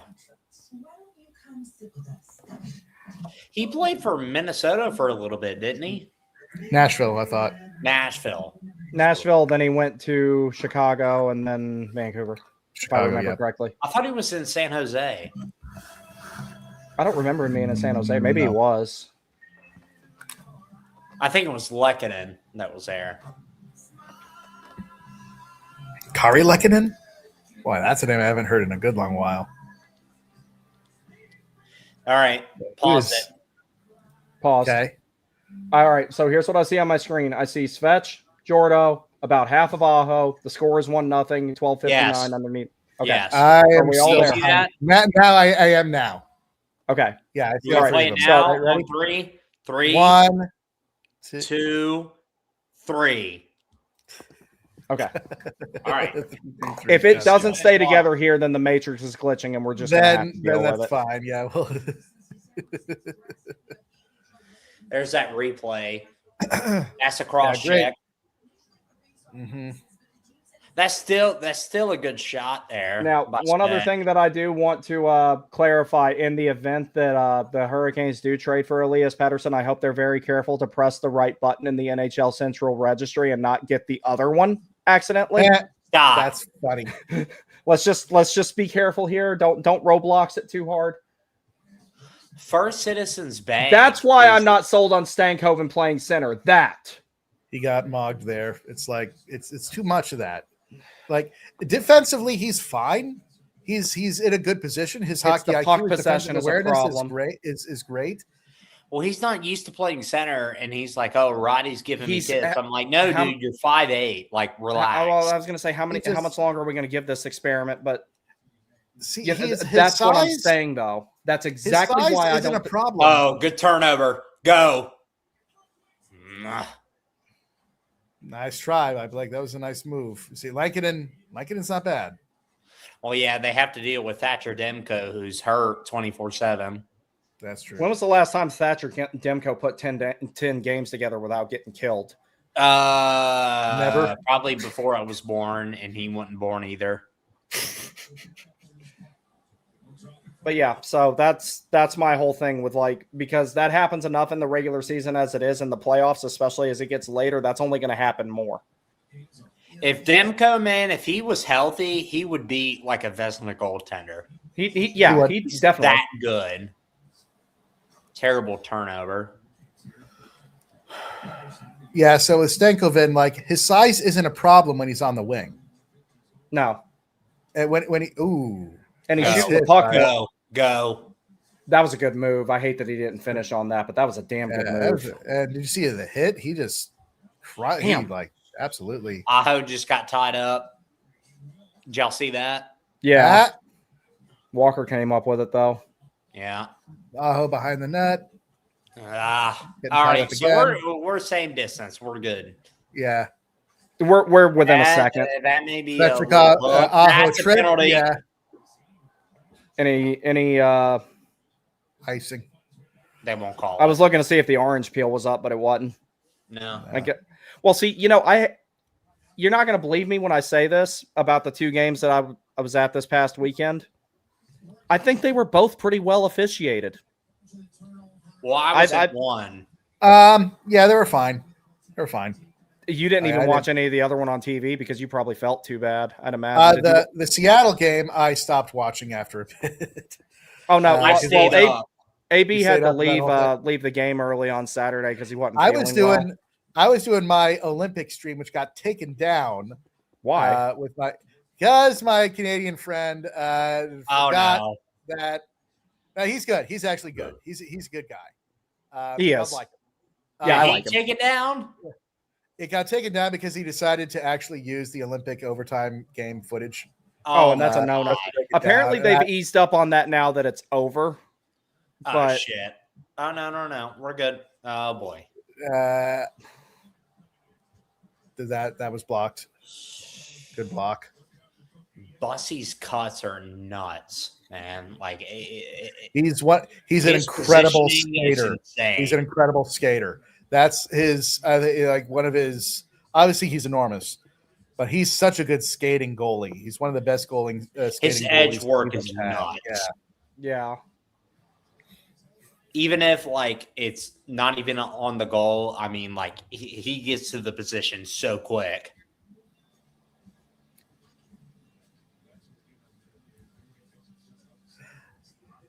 I have a question about it. If you've seen him in interviews, he wears these very, very thick looking glasses. It's like Brock Faber. Yeah. What does he do? Does he wear contacts during the game or something or what? Probably. Yes. Typically Brock players Faber wear contacts during the game if they need them. See, I would just be terrified that he gets a puck in off the helmet and then a contact. You know what his glasses remind me of? You remember have you ever seen Hot Shots? Sparkle? No, Hot Shots. Hot Shots, the movie with Hot Shots. It was the movie that parodied Top Gun with Charlie Sheen in it. Yeah. Okay. His glasses remind me of Washout, the guy who crashed. Yeah, the guy who crashed the jet, and then they made him into an operations specialist on the carrier or whatever, and he had these giant glasses. Terrible. Yeah, it's like they look like. Fuck How's you, your vision Tony. that bad? How's your vision that bad, and yet you're a goalie and you're a competent goalie in the NHL? Well, I mean, Jeremy Swayman's like colorblind, and that's the reason he gave up that goal from fucking Narnia at center ice. It don't matter if it's black or white. Like it's like, okay, I couldn't fly fighter jets because I was colorblind, but Jeremy Swayman can go out there and embarrass our entire country. That's totally fine. And he embarrassed the country again when he was like, "Yeah, you should have made that joke." Well, shut up. You want to hear a joke? Letting a goal in from center ice. Center ice against Denmark. It's Slavin only had, I think, 2 goals against the entire tournament, and that was one of them. Yeah, it was, wasn't it? Yeah. And Jeremy Swayman's also another one of those guys that they like. So anytime I get a chance to clown him, I'm going to do so. No, we know. You got a Michigan scored against you, bucko. So what do we call the okay? And from now on, we're going to call the goal from center ice. We're going to call that the Denmark.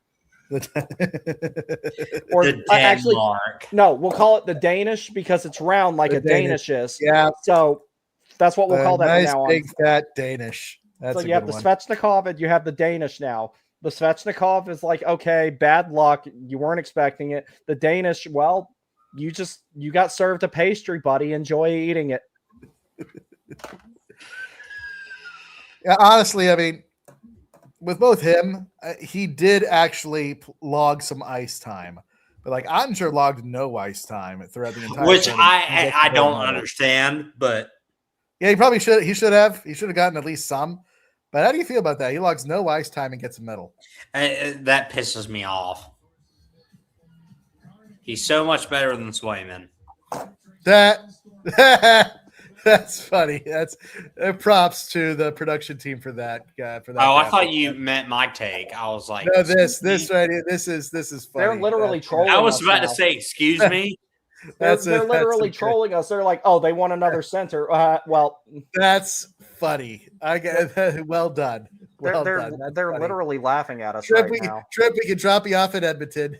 You could you can stay. I saw that, AB.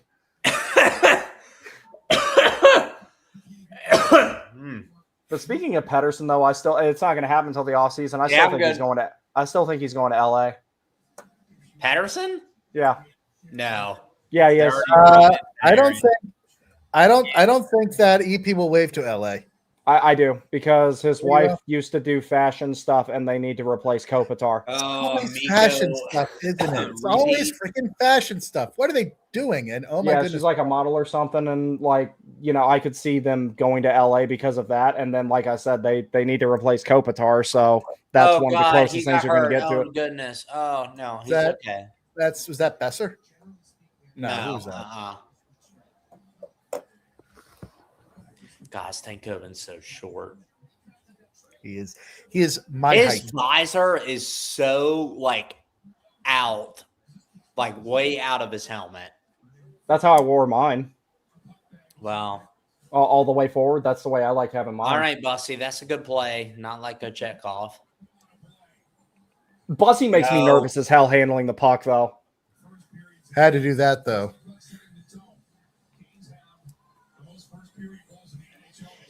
Bussy reminds. Wow, we have the most first period goals in the league. Yeah, 68. I wonder how many leads we've blown though. You know how many much and the third period Bengals goals have, Brandon? How much? I don't know. You'll see it in a minute. Were you looking? They put it up 6-7? there. Shut up. You and my son, my 5-year-old son, is all about that nonsense, and I'm just. Your son is? Oh, there was some kid at the store that tried to do that to me earlier with the whole 6-7 thing. I said, bro, we left that in 2025. Brandon was going to donkey kick him. No, I'm not going to do that. I'll lose my job. Just my 5-year-old son is still. Just the stories that he has, just the Hockey Pro Shop, is insane. Like, Sir, can you help me? Sir, how do I put on hockey pants the same way you put on normal pants? The only difference is you got to pull a drawstring and a belt after you're done. hey, we or got a lace and a belt when you're They done. got to put it in the loony bin. Dude, Jeremy. Once Jeremy Just be careful not to slice your hand open. Be careful not to cut your hand, Brandon, when you're handling, skate blades. Yeah, I know. I cut Super my dangerous. thumb. Jordo almost pulled that off. That was he held on to it perfectly. Like Lankinen just made a good There save there. goes. All right, Nikki. All right, good play. That's an icing. Man, I remember when. See, that's what I'm talking about with Pettersson. That right there, where he actually watch his positioning. Watch. Wait, what timestamp are you at? It's a replay. I'm at 7:24. They're about to drop the puck now. It's a replay. Okay. For some odd reason, I was ahead of y'all. They're dropping the puck now. What time?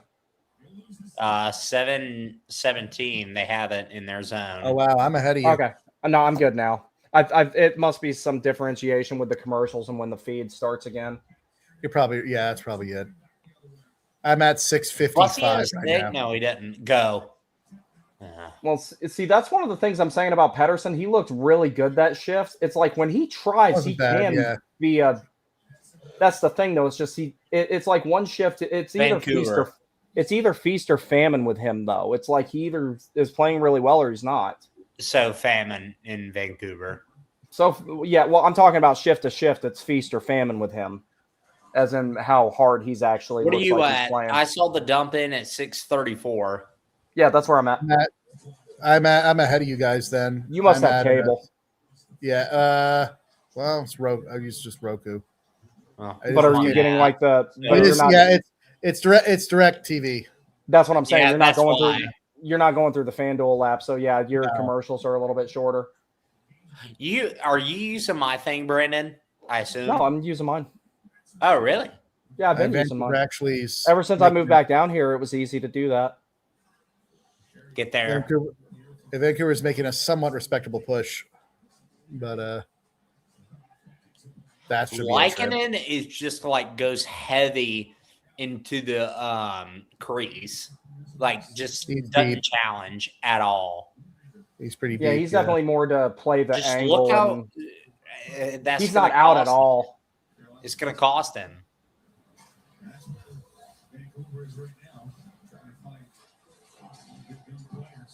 Uh-oh.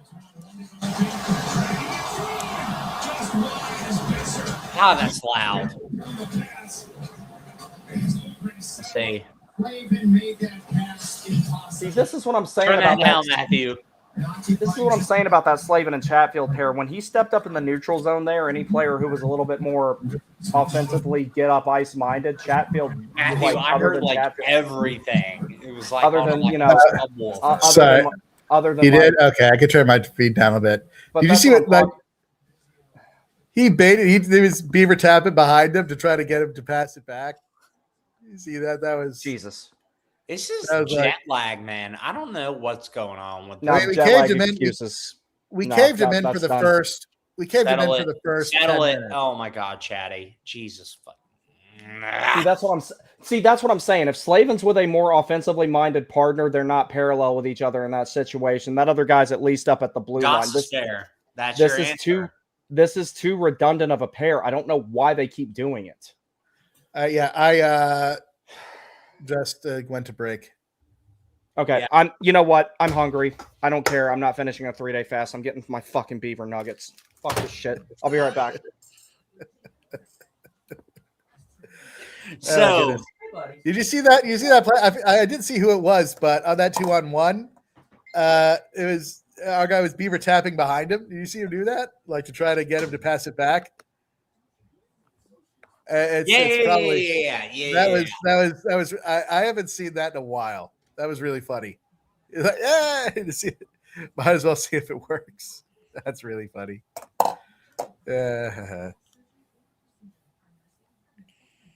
Golly.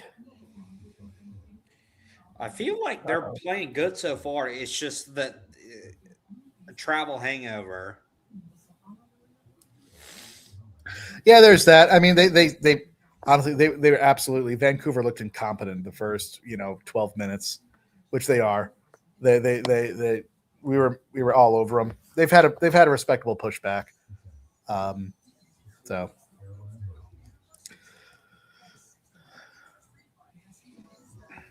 So all the kids are put to bed.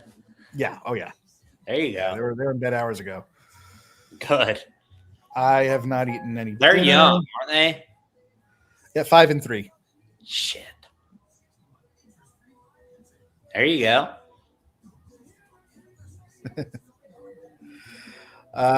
Golly, I don't know if you care or not, but the Charlotte Hornets. Dude, I'm a huge basketball fan. Like You are okay, yeah.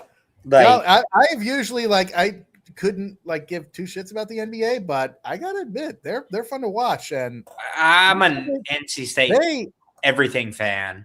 I do like college basketball, and I like states. No, well, they're not my. But the Hornets are cooking, man. They just crushed Boston in Boston.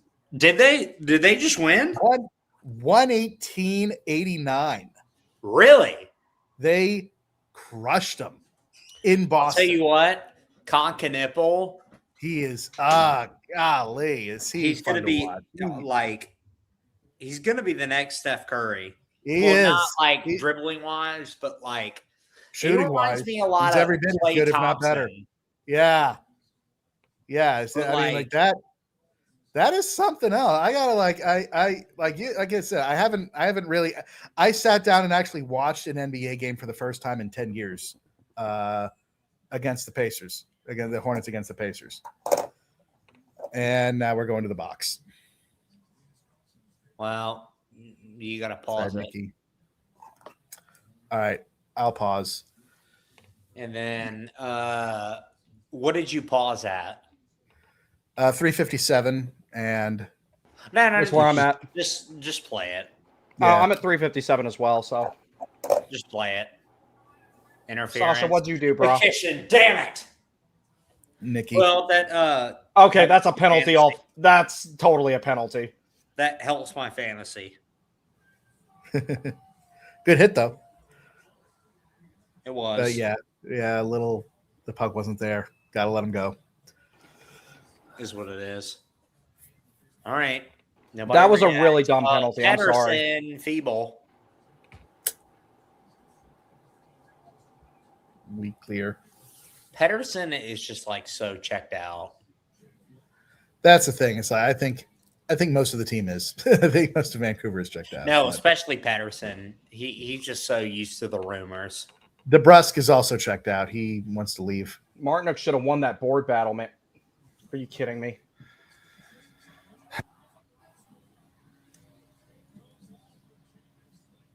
It went off Slavo.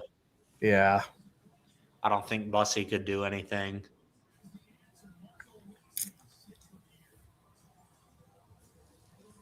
Let's see. Position. Yep. Bad bounce. Yeah. It was off Slavo. Yeah. Slavo blocked it. Ricocheted right into the net. Yeah. That's not on Bussy. No. Stupid penalty to take.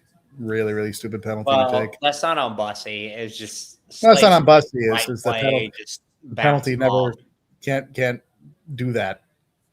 Again, Nikki's had a rough time since the Olympic break.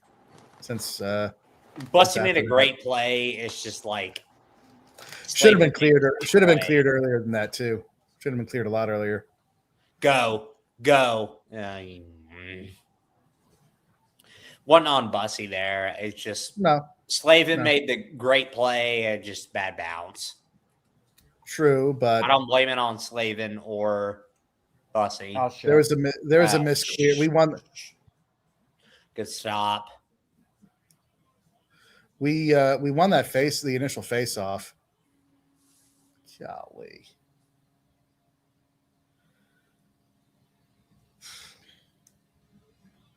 Told you we were going to lose. Hammer. Told you we were going to lose. We were going to find a way to lose to Vancouver. I just want to see here. And he falls. Good save by Bussy. Miller. God, oh my God. He messed up that. He messed up that zone entry denial. He hugged the post too long. I don't know why Walker was like. I understand you need to be at the top of the crease to like prevent a net front and everything, but Walker was right on top of Bussy. He didn't help with that situation at all. Bussy, and I have to sit here and interrupt eating my Bohemian garlic Bucky's beef jerky to explain what this team just did, and I'm kind of pissed about that. And this has gone to shit since you started eating, so it's all your fault. I don't give a fuck. I'm hungry. I just don't understand as a goalie perspective. Like, Bussy extended that stick way too far and didn't like hug the post way too long. And then Hronek shot it immediately. And then he had to worry about his stick and his angle. And then it just went in. Like, it's a miracle we have one goal.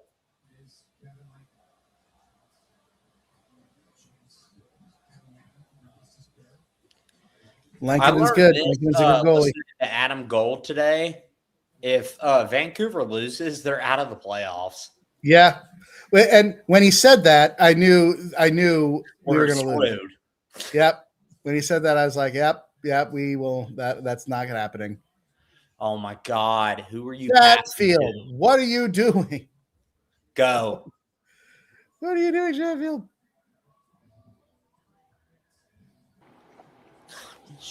Bunch of idiots. Man, oh my God. Oh. Swing and a miss.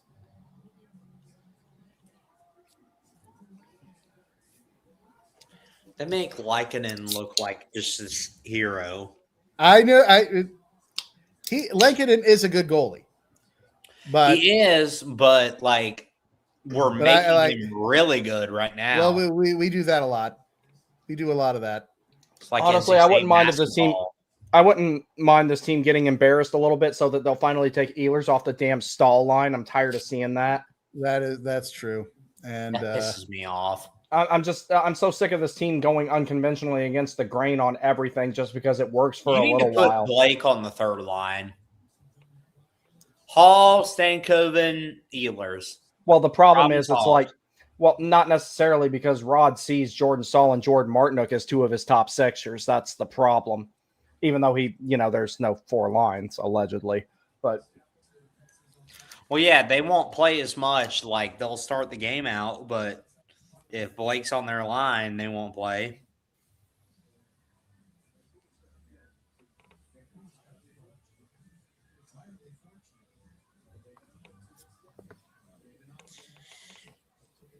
Hornets have won 6 in a row. That's nuts. 10 in a row on the road. That's nuts. Mm-hmm. And they just absolutely dominated Boston tonight. Yeah, and they're like top 3 in the conference. Boston is good. Yeah, Boston has a way better record than they do. Well, they're missing their best player, but who cares? What did Kahn have? 4 for 8 from 3, 20 points. Outscored him in each quarter. 18 points. If the Hornets win 2 third-round games before the Hurricanes win 2 ECF games, I'm gonna have some questions. I am seriously going to have some questions. So bad for years. That's what I'm saying. I will really have some questions if that happens. If they make it past the first round? Well, no, I'm saying if they go to the third round and win more than one game, the Hornets. That will never happen. I'm just saying if it does, I'm going to have some questions. Well, they went into one of the top teams in the East and beat them, and we are losing to Vancouver. That's what I'm saying. Like we're heading that way. So I'll be right back. I gotta hit the can and maybe. All right, B. I think I'm gonna call it. Right back. Why? Because I want to get food and lay and. You can tough out another period. Go get food during the intermission and come back. I'm eating during the stream. We're all just hanging out virtually. Let me get some more food. Order something. Order some taco from that taco truck. No, I probably won't. What do you think you want? What do you think you want to eat? Well, I already ate, but I mean, you get that little itch. But I'm not gonna do that. Well, see, this is like I had a snack before I went to work, and then now I'm eating again. But it's gonna be the last time I eat until like 6 o'clock tomorrow. So, and I'm gonna go to the gym in the morning. So,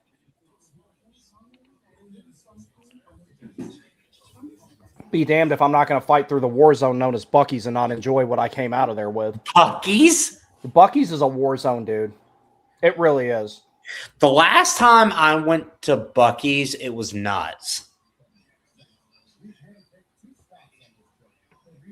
Next time I run out of Buc-ee's stuff, since I don't live that far from it, it's only like an hour and some change from me. I'm just going to get up at like midnight and drive out there and go in at 2 a.m. and get all the stuff I want. Buc-ee's? Yeah, Buc-ee's is a war zone. That's what I'm saying. I've never seen so many people crammed in such a small space unless they were trying to escape a war-torn country. It's like insane how just the level of anxiety I have when I go in Buc-ee's is ridiculous because of how packed it is. But I wanted my goddamn brisket sandwich, so I got it.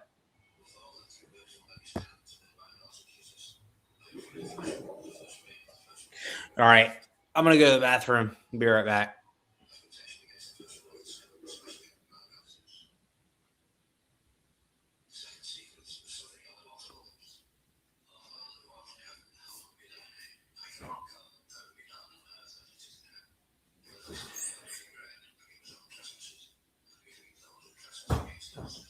Let's see what some comments here. The pause on pause says, honestly, what is Rod going to do when Stahl and Martinook are gone? Honestly, what I'm already expecting is for him to lobby for both of them to be brought back for short-term deals. Matthew and I have talked about this before. We're legitimately worried about how Rod will adjust to coaching without Stahl in particular, because shutdown centers are kind of not a thing anymore. They're going away. I am very thoroughly convinced that Mark Jankowski is seen at least by Rod as the Stahl replacement, and that is why he's going to get extended. Because that's exactly what this organization needs, is a 6'4", 205-pound guy who won't hit anybody.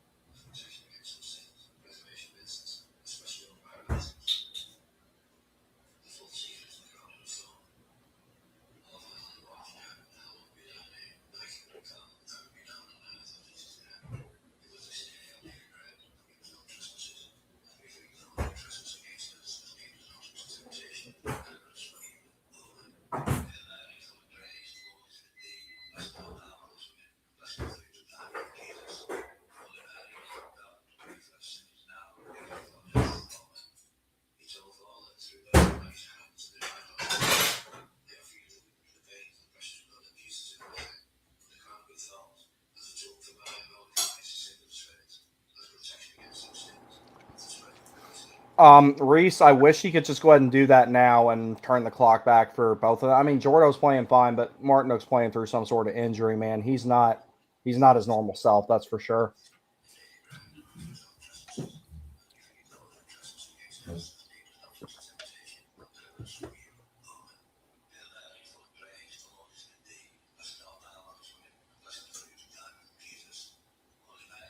But yeah, I'm kind of okay. I'm kind of okay with Carolina having a bad stretch of games. If they're going to do it, now's a good time because maybe they'll do something by Friday. So this is not exactly the worst thing that ever happened. So, all right. Well, I'm going to pause this for a little bit until they get back, and then we'll go from there. But let me go ahead and do that. All right. We'll be right back.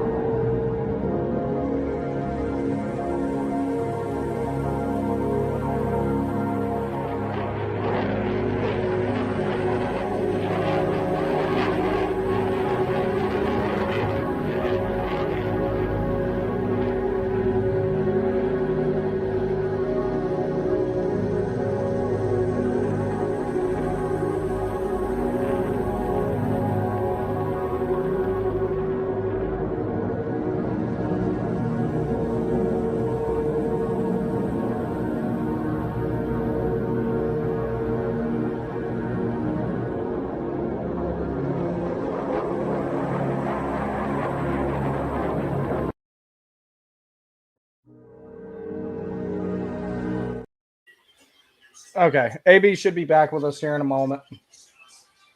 Or not AB, Matthew. AB is going to be done for the night. I almost said that backwards, but they'll be back here in a little bit, and we'll at least do the second period.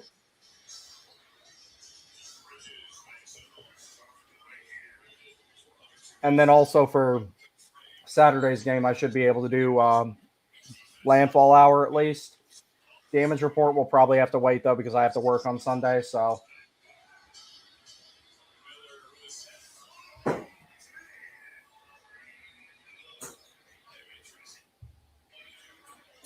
see what they're showing on the highlights here. I'll look at some more comments. TTC says, we get into this BS of constantly trying to make cross ice deep passes hit a breakaway, and it pisses me off like a triple option team throwing a Hail Mary in the first quarter. That's a good way to put it. Bobby Marshall says they seem to play down to their lower tier teams for some reason, games we should win. Yeah, it definitely, like, especially ones like this. Like the Seattle game, I kind of expected it to go the way it went because I hate this term. And I also hate the fact it's normalized, but at the same time, it's applicable in this situation. Scheduled loss, especially when you're talking about a really condensed season. And early in the stream, before we started watching the game, when it was just AB and Matthew on here, they talked about how you used to have a legitimate starter and a legitimate backup when it came to goalies, and one of those guys would start somewhere between 50 and 60 games a season. Part of the reason that doesn't happen now is because of, one, how long the schedule is, and two, how condensed it is, especially in years when you have stuff like the Olympics and the World Cup of Hockey and all that. So, you all right, buddy?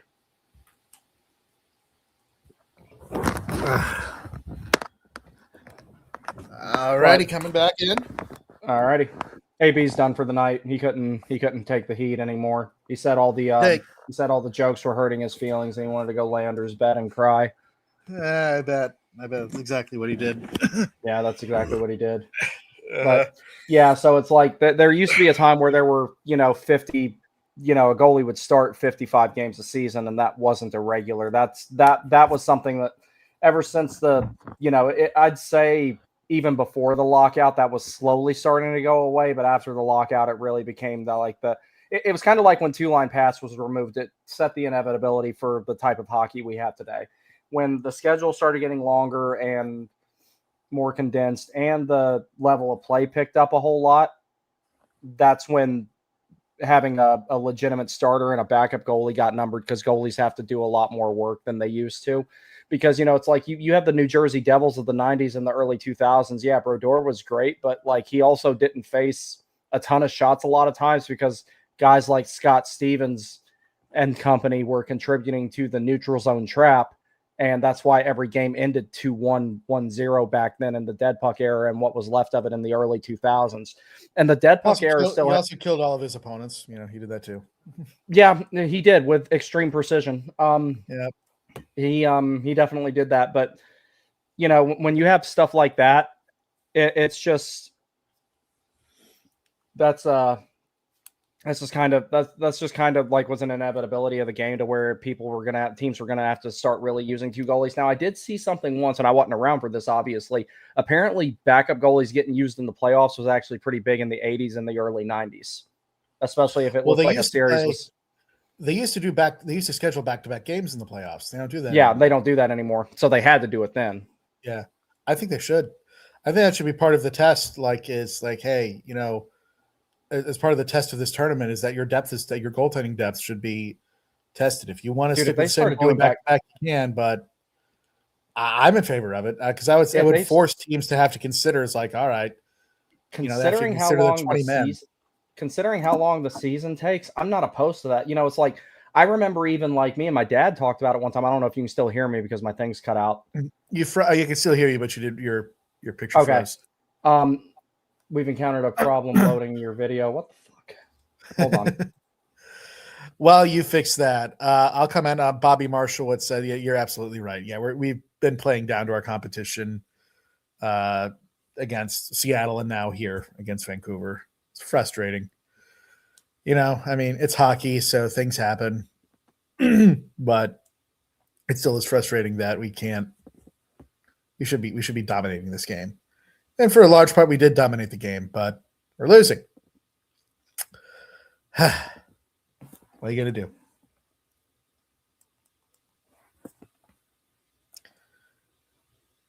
Probably what we're going to do is we're going to go to me alone for a while. All right. Well, second period's about to start. I'll hold down the fort here for while Brandon recovers. To get set for the opening draw of the second period. It's a stall line out, because of course it is.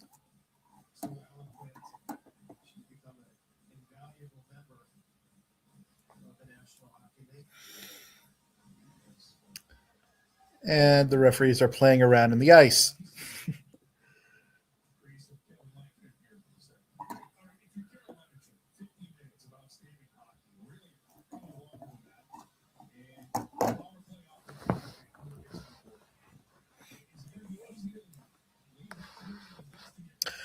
Set for the opening draw. Vancouver wins it back. Puck skitters into the Hurricane zone. Walker's on it. So that was Stahl. Passes it back to Walker and Miller. Miller advances up across his blue line, off to the wing, dump in. Lankinen stops it behind the Vancouver net. Stahl steals the board. Vancouver takes over, though, behind their own net. Nice hit by Stahl. Pinch by Miller, trying to hold the zone. Score played now. It's floated back out to neutral ice by Vancouver. Pretty good play by Miller there to keep an odd man rush away from Vancouver. Nice play in the neutral zone. Here comes Ehlers. He fires it from the left wing. It's held by Lankinen.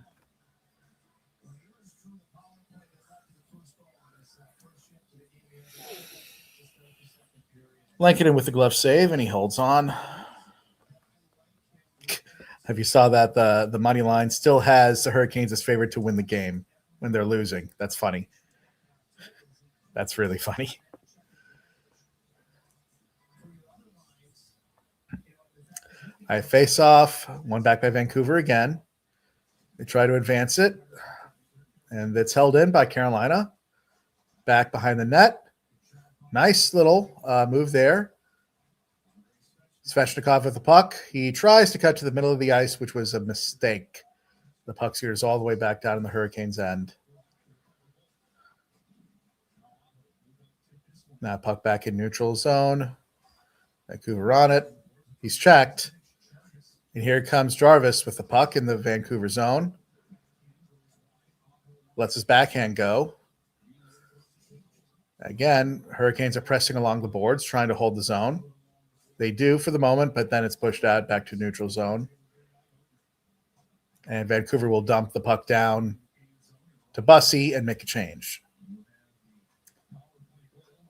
Here's Miller with the puck behind. Oh, sorry, Slavin. Slavin with the puck behind the net.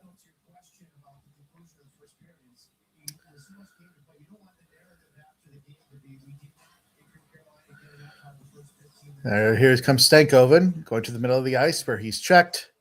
There's still some puck bouncing around in the slot. Vancouver takes over.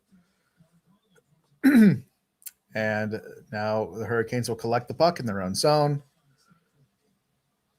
Some DDD passing. Back into the neutral zone. Stankoven up to the left wing. Oh, pass with the hole. Oh, there it is. And a score! Goal by Walker. Walks puts it home. His first goal and feels like forever. Nice play by the second line. That line, the Stankoven line, has been pretty good for the Hurricanes the last few games. And they brought the puck into the zone. Had some pressure. Very good play by Stankoven actually in the middle of the ice. That's actually, I have to say, that's a good play from in the middle by Stankoven. He didn't hold on to the puck for too long. And there was a shot that was blocked, but it went right to Sean Walker, who punched it home. Great play. Great play by Carolina. And great play by Stankoven. I wonder if Vancouver, no, they're not challenging it. Tie game, 2-2. 45 games without a goal by Sean Walker. Finally gets back on the board again. I think, it was definitely since October since he scored last. And now Vancouver with the puck in the Hurricane zone is taken away by Kotkaniemi. Back out to neutral ice. Vancouver collects it. It's Bluger who lets a shot go from the blue line right onto Bussy. And it's still in the Hurricane zone. Still in the Hurricane zone. Now it's in center. Now it's in center ice. Vancouver backpedaling. Runs in. Goes for a stretch pass for Hoglander. Now Vancouver with possession in the O zone here. Cycling it around. They try a cross-seam pass. Doesn't quite connect. Pass right out in front into the slot. No shot available.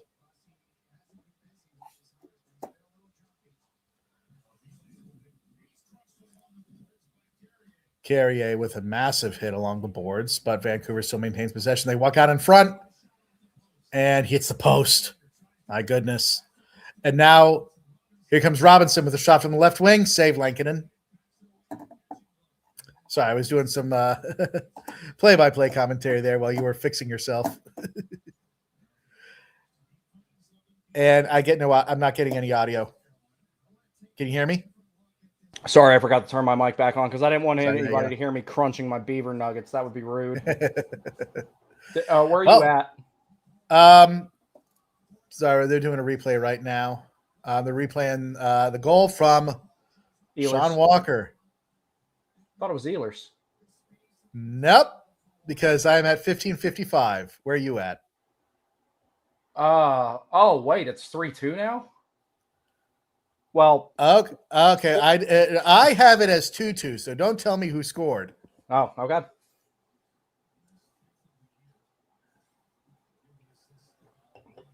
Yeah, that was Sean Walker's goal, tied the game. First goal in 45. And Ehlers, yes, you're right. There it is. So there you go. 3-2 Canes. Nice shot. Very nice shot. It's because I ate the beaver nuggets. Sean Walker scored. There you go. The beaver nuggets. The last time he scored, I was eating beaver nuggets, and that was January. Or the last time I saw him score, I should say. I know you're at. So I just saw the Ehlers goal. And did Jarvis just hit the post? Yeah. I'm a little bit ahead of you. You're ahead of me then. Yeah. Well, it's just the two of us, so we should be able to sync it up. Yeah, it'll be a little bit easier. I've been pausing it a lot, so I can probably just, play ahead here for a second. Oh, shit. Tie game? No. Penalty? I think someone's going to be needing to see the dentist. Uh-oh. All right. I'm at 14:46 stoppage. I'm going to pause. I am also at 14:46. Oh, Svechnikov. What happened? Did he take a puck to the face? I think he got hit with his own shot. Ouch.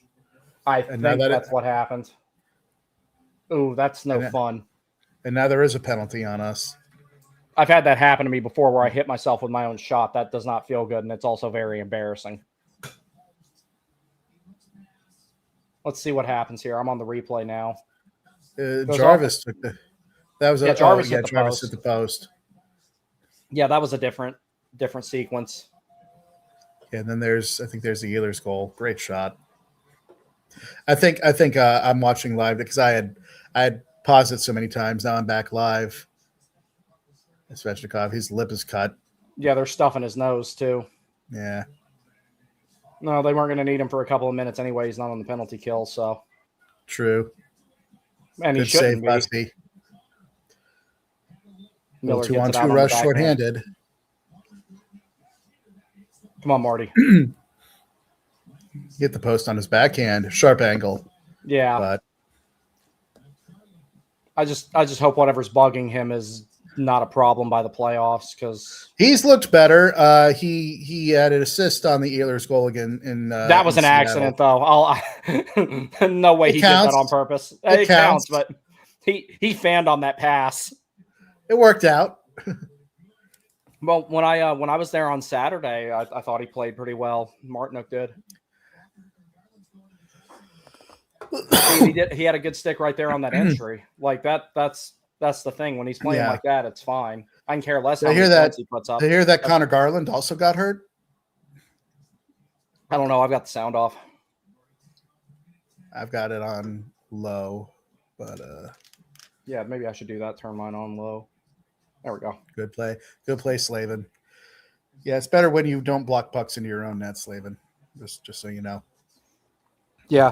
I'm sure he's happy to know that information. Yep. Good stick. Chatfield, that was better. Yes. Well, Chatfield and Slavin being together on the penalty kill, I don't have a problem That's with. fine. 5 on 5, I don't like it. Yeah, you're right. Because, like we pointed out at that one cross-ice pass that Slavin made to him, with any of his other defensive partners, they're in the neutral zone at that point. So it's like them being parallel, it just doesn't really work. Vancouver's power play has not looked bad. No. You know, as much as I don't like Hronek, he's good on the power play. I remember when people were linking Carolina and him a couple of years ago, and I'm like, yeah, why? That was annoying. No. They were like expecting us to trade Natchez for Hronek. No. That was absurd.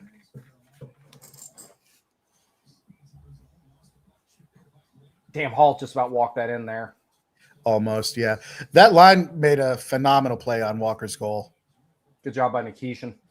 And actually, Stankoven made a pretty good play at center on Walker's goal when he did a nice, actually, middle lane drive and passed it before the pressure got to him. Yeah. That's actually what I want to see. Yeah, it's just when he's in those situations that he can't skate his way out of, that's when it's a problem. That was not one of them, though, because he was able to get there earlier. Yeah, Svesh has a bloody nose. Blood on his sweater, too. Oh, that's what it was. Okay. So it deflected up off of it ramped up off his stick and into his face. Yeah. Ouch. Yeah. I'll never forget, I guess, it was 6 years ago now, where Brett Pesce took a shot and it deflected off of Justin Williams' face and into the net. Yeah, I remember that. I think it was in New Jersey, wasn't it? Something like that. I thought it was at home. It may have been against Jersey, but I think it was at home. Oh, okay. I do remember that, though. Yeah. And it was just Williams was like, yeah, he's got a muffin. I don't care. It's fine. Yeah. Which he does. He does. It's like I don't think I've seen a slower shot velocity on a player at the NHL level in my life. He played our power play for a good long while. Yeah, I remember when that was going on. I was like, bro, put Shea out there. Like, why? What are we doing? I will say this, though. It was a Brett Pesce power play goal that got Seth Jarvis his first NHL point. That is true. I was at that game. Yeah, it's just when Rod tried Pesce on the power play, I'm like, bro, this is not going to work.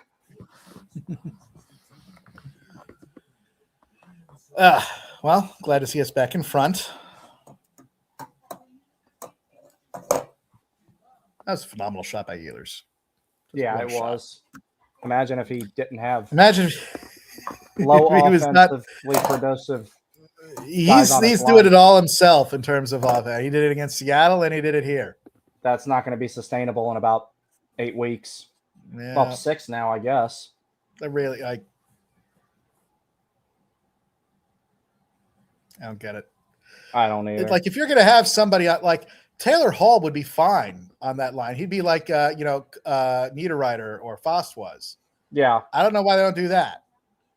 But, I mean, I'll say this, Hall's playing really well right now, so I'm not going to complain too much.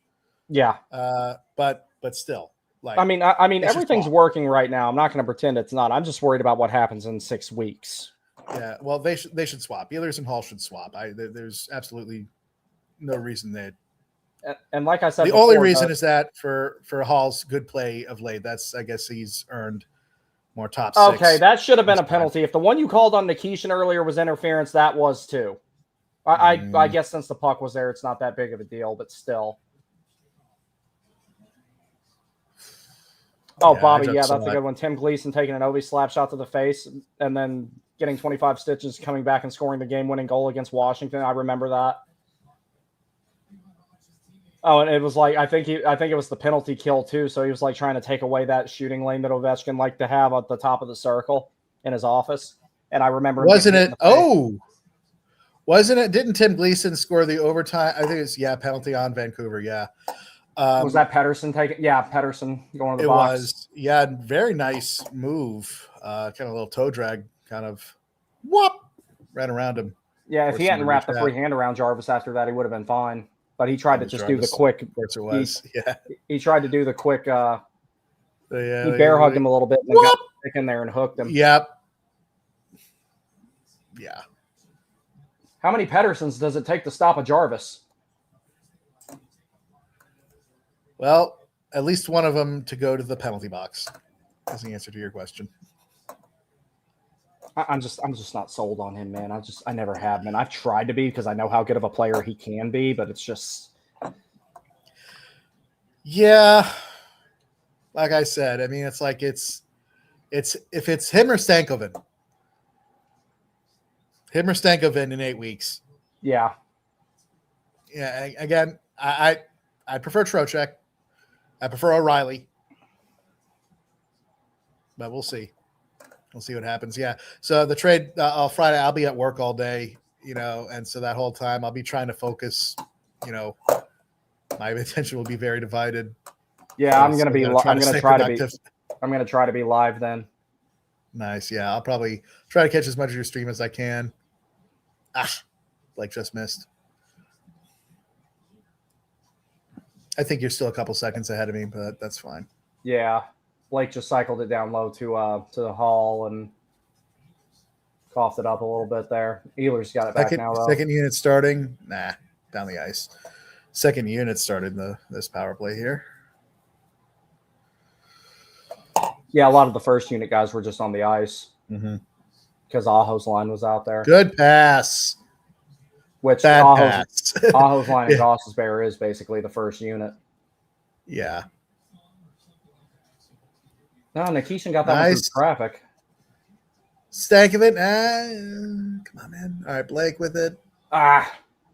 See, like away from the puck and the off puck routes and everything, Stankoven's fine. It's just when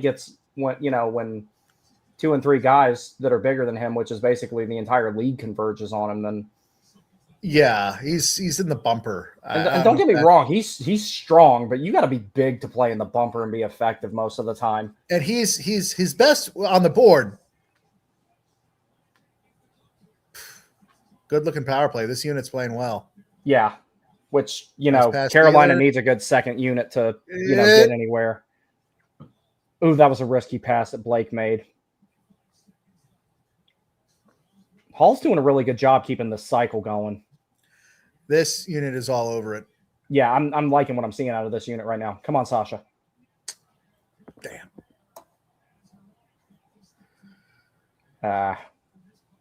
Basically, they had a full 2 minutes of zone time there. I liked that. That was. I know they didn't score, but that unit looked good. They look very good. Yeah. Mm-hmm.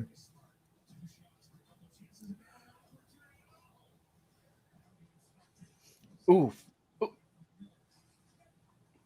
Well, you know what they say, a power play continues until the next whistle, as Trip Tracy says, and they put, basically the first unit out there. True. Yeah, just the first line. Yeah, everybody but Stahl. You just have 2 defensemen this time. Which, see, also another reason to get Trocheck is that, Stahl won't have to be out there anymore. No. Vinny is better in the faceoff than he is. Well, even if they move Stahl down to the second unit, I'd be fine with that. It's just I want his minutes to be Seabass. What a goal, Seabass. Fishy. Why can't he elevate the puck like that on breakaways? Jeez. What a goal. That was insane. Insane. A great pass. Carved him up. Voop. Oh. Right by the ear. Bro just took his lunch money. Oh, yeah, absolutely. Took the whole team's lunch money there. Wow. What a job. Acted like nothing happened after the fact, too. Yep. I just did that. It's like, yep, You're It welcome. was rolling on him a little bit too, and he was still able to elevate it and not send it over the net. Oh, challenge for offsides, really? Well, I mean, they kind of have to at this point. Oh, no challenge. Oh, Goalie okay. change. The goalie change. All right. Who the hell is this? I've never heard of this guy. Never seen him before. Is he It's a not Zamboni liking driver? Don't talk to me about that. Not David Ayer is good, but the guy who made that video, don't talk to me about that putts anymore. Oh God. Double vexed and ready for the offs. The offs. Shut up. I'm trying to make new terms. What's so wrong with saying playoffs? It's not even that long of a word. It doesn't require a short truncation of any kind. See, there are Canadians like my friend from Calgary, and then there are him. And there's really not much in between. As if I've noticed, they're either like really, really cool people or just the worst. Yeah.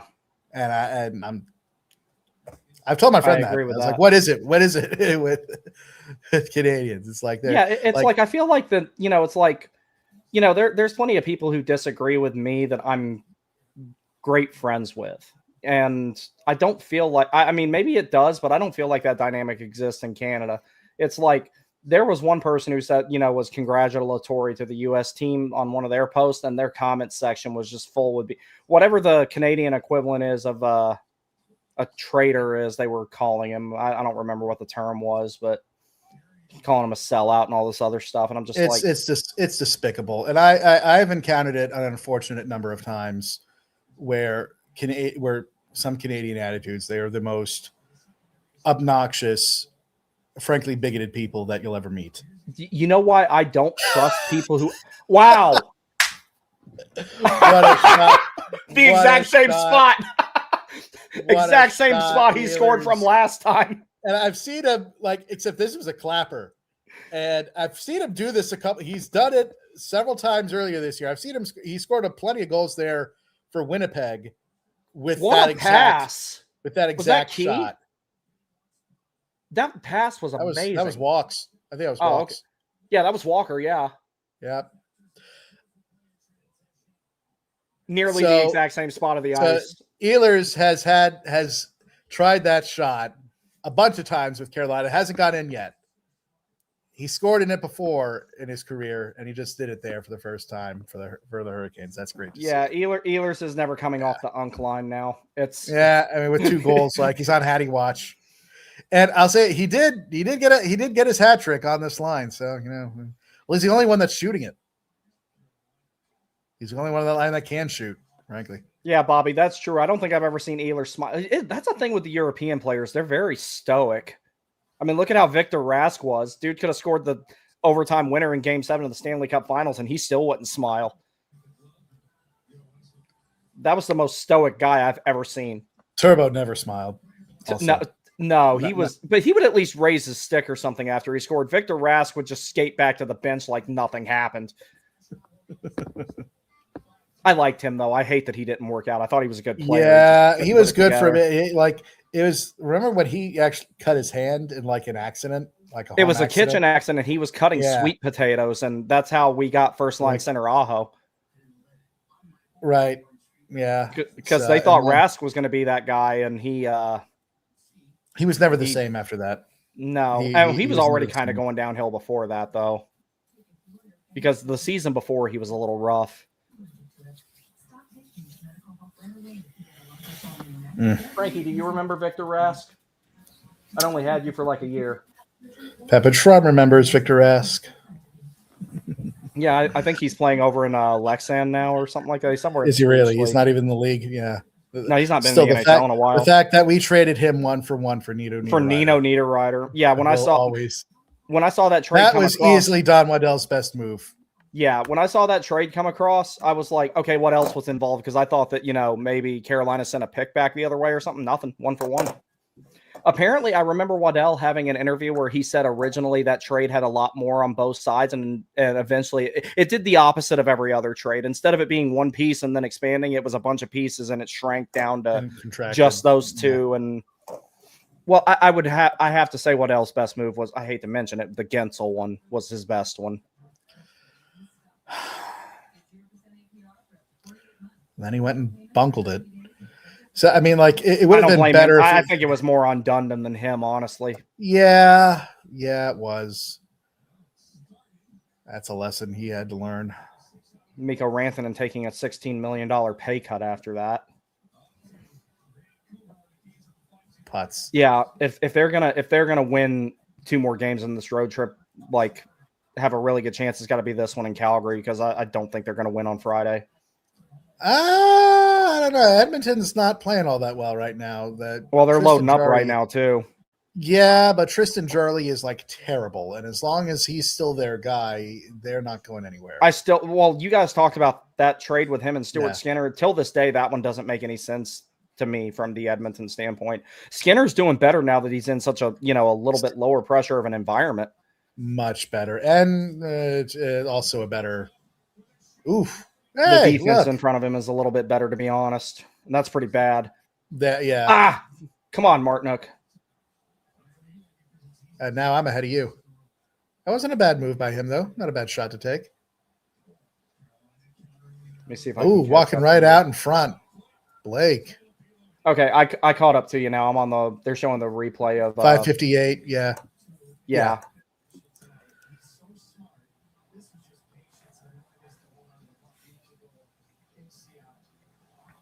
He had no idea that second shot was going to work. That's why he had that smile. He was just trying to get it on net. Little pump fake. Now he scored from there before, though. In Winnipeg, he'd scored there. He got plenty of goals at that spot with that exact shot. Oh. Yeah, so who is this guy? Who is this Vancouver goalie? Topiolo? Apparently, he's played 11 games this year. He's like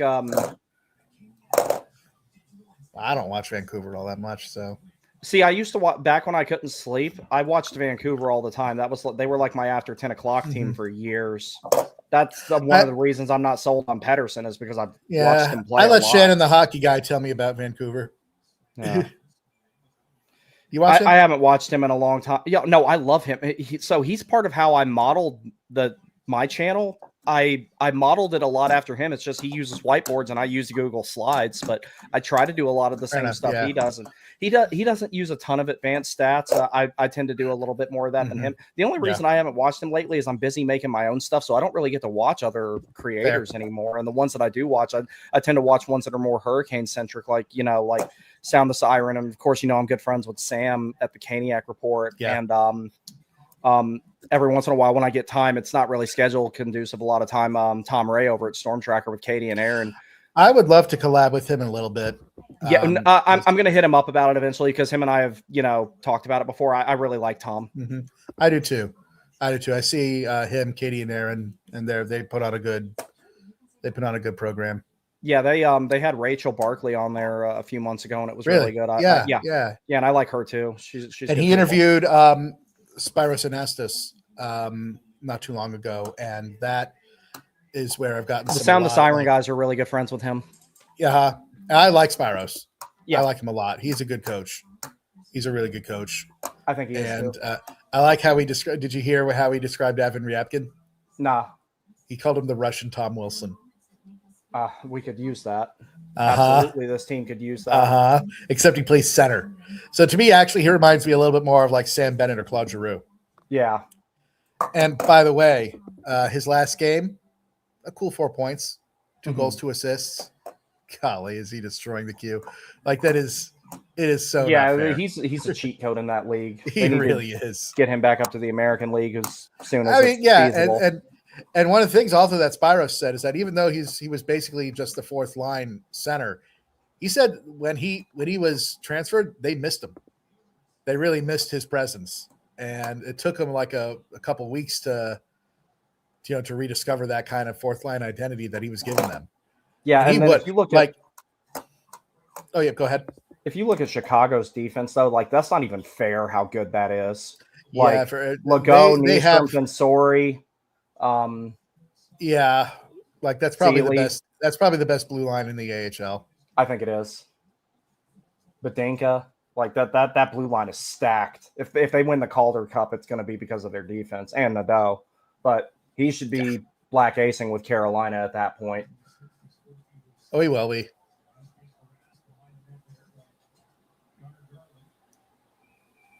No, that team is actually really good. I mean, their fans will still complain about this organization, even though they owe a lot of its success to it. Like that team wouldn't be. I mean, we saw what it was like without Carolina. It hurt them way more than it did Carolina. Yeah, I what's his face that wrote that idiotic article? None of it was verifiable either. Yeah, it's just absolute atrocious. I mean, what we really need to do is after our contract with the Wolves are up, we need to like financing. Dundon needs to finance an expansion. Well, he tried to last time. There was an article about it and everything. The board of governors didn't approve it or something like that. It wasn't because Dundon didn't want it, because like, you know, I would just put it in the triangle, and then, you know, you can schedule games on days where the Hurricanes aren't playing. People will go, cheaper tickets. So, you know, like I would come up there more often.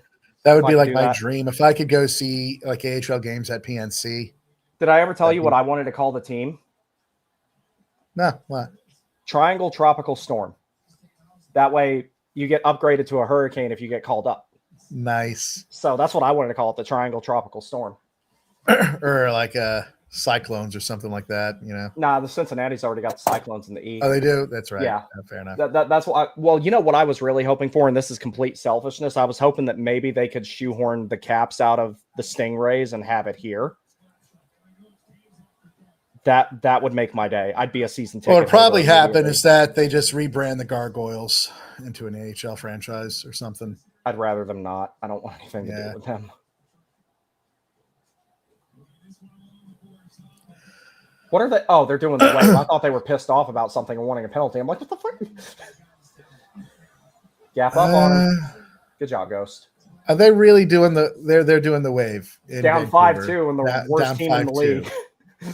Oh, they got nothing better to do, so I guess they're probably all drunk on Crown Royal Maple right now, coping with what they got. Yeah, speaking of Maple, so like with the Canadians I've encountered, like, you know, Shannon's a good example. Like he is, and my friend Al, like they're really, really great guys, and I'd say it's like about like a good 35% of all Canadians I've ever met are just like stellar people. Yeah. All the ones that I met when I was on active duty, I really liked them. I met a bunch of them when I was in the military. But that is still, in my opinion, way too low a percentage. Damn it. Rolled on them. Yeah, all the ones I met in the military were really cool. Mm-hmm. It's like there's no difference between like the really cool guy and like a Justin Trudeau. Yeah, that makes sense. It's like it's unfortunately majority of them are more like Trudeau.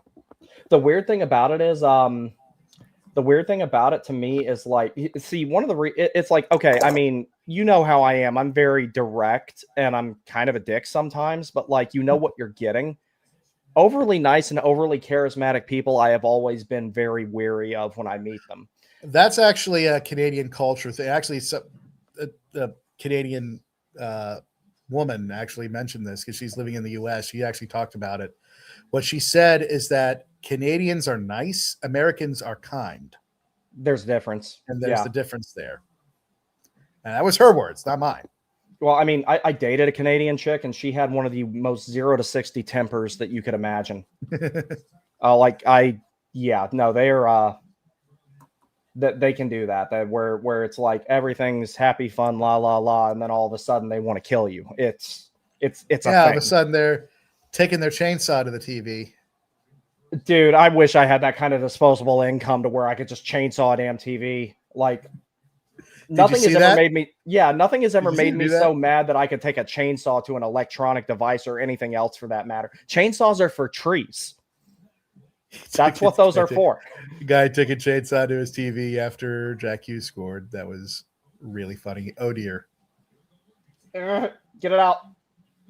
Out. Thank you. Nope, never mind. Okay, now it's up. There we go. Come on, Stank. Up the middle. See, that was a good little drop pass there that he made. I mean, there's a lot of good elements to him as a center. I just don't know if it's going to translate in the playoffs. I think eventually he can get it. If it's better if he can play down the lineup. If he's going to play center, he should play a little down the lineup with. Yeah, and he doesn't have to do it forever. Just let him develop that skill set a little bit more. Yeah, I mean, I think you're right. There's just like even long term like in the playoffs, I just don't know him being like a top 6 center will work. Yeah, because like I could see him with Holland Robinson if Carolina had another center. 2-on-1, get there. Yep. And what are they blowing it dead for? Hronek, shut up. You're washed. Actually, you never were. It's behind the play. Something happened. And now the discount Elias What's going Pettersson. on? And who else is in there? AP25. Stankoven's trying to get in there, but he can't. Yeah, who's someone who's like he was chucking hands at Svechnikov when Svechnikov's a good head taller with the linesman around there. Svechnikov was just like, did Blake even touch him? Whoever that was that tripped there, it doesn't look like he did. So yeah, no, that was. So it was okay. So it was behind the play. Oh, that's what it was. That's what it was. No, Walker's getting an early intermission. Is he getting a 10? Is he getting a game? Game is gone. I don't speak Russian, but I'm pretty sure Svechnikov just said something to the degree of "fuck you." That's what it looked like he said. I still think did Jackson Blake punch that guy? I think so. Wow. I still think my favorite one ever was when Brett Pesce was getting sent to the box one time, and he's like, "Are you fucking kidding me?" And clear as day, you can hear it on the mic. Yeah, it's great. Like, there's a few of those. I think, what was it? Live mic. I heard that you could hear it. Like, Carlson said that. Yeah. And during live play, there was Patrick Kane. Remember that? Where the fuck are you going? Where the fuck are you going? What are you fucking doing? Yeah, to Seth Jones. Where the fuck are you Seth going? Jones. Where are you going? They were on a power play, and he just decided to leave the zone for no reason. That was really funny. Oh, there was one when Burns was still in San Jose. Like he took a shot off the back of his leg where there's not much padding, if any at all, depending on which shin pads you're wearing. Ah, fuck. Yeah, Seth Jarvis basically all day. Well, he's like a sailor. Oh yeah. And then you have Slayton over there not saying a single word. Yeah, I know. It's like it's so funny. Like, is that? Hey, what was it? When Sullivan at the presser right after the gold medal game, when he said there are whiskey drinkers and milk drinkers, and we got a lot of whiskey drinkers. I'm like, I know at least one milk drinker. I know. Yeah, and you know the funny thing about it is, like, when they were in all the videos and everything after the fact celebrating, you never see Slavin in those. I know he didn't go to the club. He went to the White House, but not the club. Yeah, see, I wouldn't do the club thing. It's not really my thing.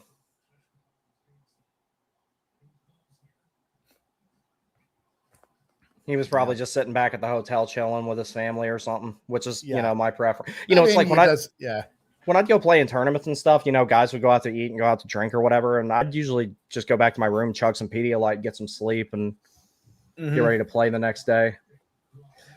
Oh my God. Here's another one. It was kind of BS that Vancouver came out of that with a power play anyway. They shouldn't have. Well, hold up. They're announcing another one. They calling both? Chatfield for tripping. That's the only one they're calling.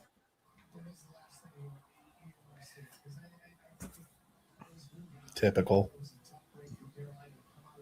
Yeah, okay. You kind of have to call that one, though. Chatty, what are you doing? What are you doing, man? That's a come on, man. What are you thinking? Yeah, that's a penalty. Like, you can't argue with that. It absolutely is. All right, whatever.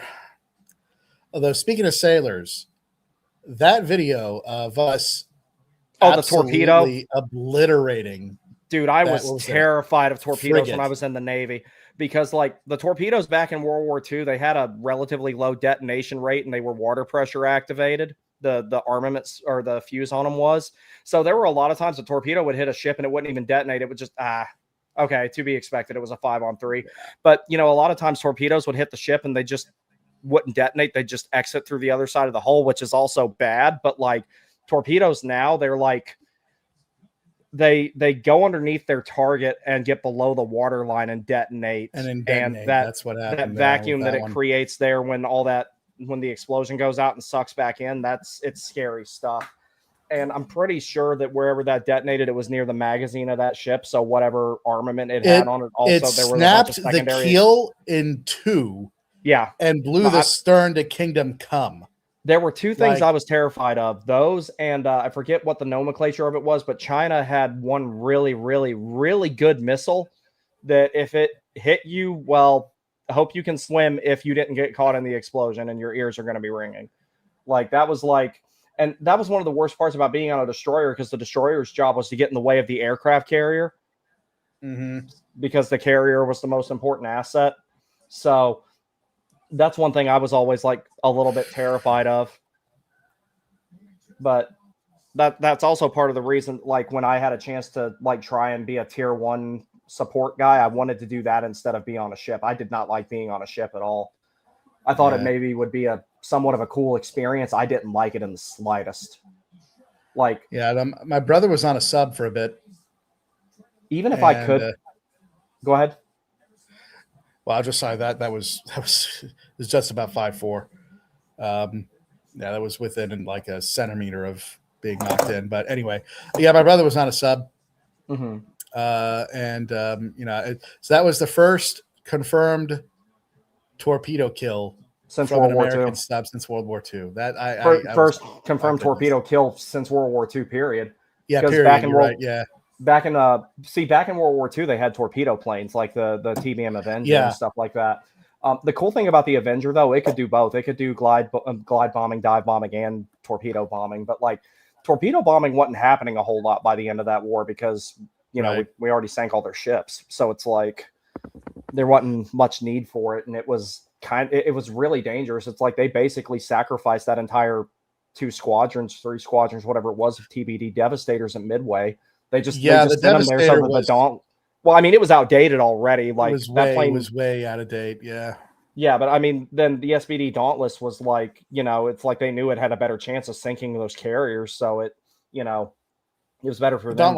Dauntless was a house back then. For a dive bomber, it was very maneuverable. Like, I mean, I don't want to go toe to toe 1-on-1 with a 0 in it or anything, but it was a great aircraft. In the Battle of Midway, there was after a squadron of Dauntlesses had already dropped their ordnance. On their way back to the carrier, they were ambushed by Zeros, and they didn't lose a plane. They won because they were so maneuverable without the bomb. And they could take a beating too. So it's like, it's like that's why they had the tactics they had, like with the thatch weave and everything. So it's like, if you with proper tactics, you and one other Wildcat or you and one other Dauntless, you could take on twice as many Zeros. Now, if there's a bunch of them, then you're in a spot. But like, and they didn't want to fight him at first. I know which squadron you're talking about. It was Dive Bomb 3, I think it was, that got in that dogfight on the way back to the Yorktown, I think it was. And they tried to avoid fighting them, but they didn't really have a choice at that point. And Zeros broke apart pretty easy. If you landed a few rounds on them, poof, they were gone. They were maneuverable. Yeah, they were. That's why the Hellcat. I just recently found this out, though. Actually, I didn't know the Hellcat. You know what the KD ratio of that Hellcat had on the 0 was? I think it was like 18-1 or something like that. 19-1. Yeah. No, it was, dude, that wasn't even the best naval fighter of the war, because the Bearcat came out right before it ended, and it would have been like 30-1 at that point. But I mean, Japan didn't really have any planes left. What was it? The freaking was it the Lightning? P-38 had a pretty high. P-38, yeah. Yeah. Well, that was a great plane, and just in general. Well, and see, the funny thing about it was the P-51, one of my favorite fighters by far, but it's like regarded as the plane that won the war. But I'm kind of like, it was kind of already over by the time the D model came out. It was like, it wasn't really doing much anymore. It's like, if you're talking about what really pulled the weight the last 18 months of the war in Europe, it was more the P-47. That was the one that was doing all the ground attack stuff and all the close air support and everything. Yeah. And close air support was hard to do back then. You didn't have all the fancy stuff you have now that JTACs have. So it was basically like, one of the things, they show this in an old movie. It's an old John Wayne movie called Flying Leathernecks, one of the things that they used to do, they would like take these giant illuminated like arrow signs and they would point them in the direction that they wanted the Marine because the Marines really pioneered the whole close air support thing and made it like work as well as they did. And the way that they did it back then, it was risky enough for them to mark their own position by doing this, just so that, you know, the Corsairs and the Wildcats and stuff that the Marines had could do their thing. And the cool thing about, you know, or not the cool thing, but the effective thing about that was the Marines typically what they would do is they would sail in with a carrier group and then they would fly and land on captured airfields, and that's where they'd conduct their operations out of. And so it was easy for them to go back and rearm and, you know, go back again after they were done, you know, shooting off their rockets, dropping their bombs and everything and all that type of stuff. And yeah, the Marines really were the ones who pioneered the whole close air support thing. Yeah, I'm less familiar with the European theater. And the combat there. But yeah, I've looked into a lot into the Battle of Midway. That was it's a fascinating engagement. Oh, I have to say did everything wrong. I have to say the movie they made recently about that, I didn't think I would like it more than the one from the 80s. It wasn't bad. It was actually historically accurate, almost to a T. Almost to a fault.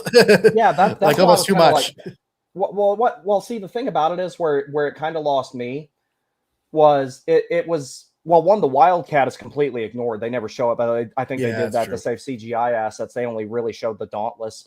But the whole thing about it is like, okay, that part where the guy jumps in the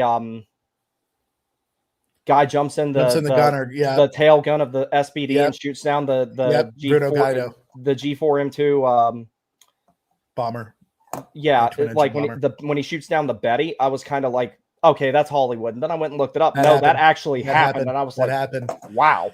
And then and then also he was they don't know, he probably didn't die the way the movie portrayed, but he was captured and probably a lot worse. Probably worse. Honest. Yeah, honestly, but I don't know. That is probably actually my biggest, the worst way to die, in my opinion, might be drowning. Yeah, I mean, well, let's face it. When it comes to war crimes, Japan did laps around everybody else in that war. By far, it's not even close. Yeah. Like, people want to talk about how bad Germany was. I'm like, no. Bataan Death March alone takes the cake for the worst thing that happened in that war, as far as to POWs and occupied forces. And well, it's like, dude, the stuff they did in China, Burma, and India is awful. It was truly horrific. And the thing is, like, like Yamamoto is actually someone I'd have a lot of respect for. In terms of just he was one of the very, very few people in the Japanese High Command that actually respected the United States. Well, he also didn't want to go to war with us because he knew that they wouldn't, because he had the respect. And and he actually said, like, I'll run wild for 6 months, but after that, and that's basically what happened. And it's exactly what happened after Pearl Harbor, and that was that pretty much. Yep. I just love the fact that, like, it's just amazing to me that, like, sorry everybody for intermission plane talk, but this is not the last time you're going to hear this. But it's just amazing to me, though. It's fine. It's like, so, like, the funny thing about it was, it's like, okay, you know how the whole sibling rivalry thing goes on in our military. In Japan, it was like actual bloodlust between the Army and the Navy. They did very bad. They didn't cooperate on shit. Yamamoto, the guy who runs the Navy, is telling the Army that they think that they're just going to roll up to the West Coast. And he's like, you won't get out of California. Like, he's like, you don't need to worry about the military. It's the civilian population there that you have to worry about.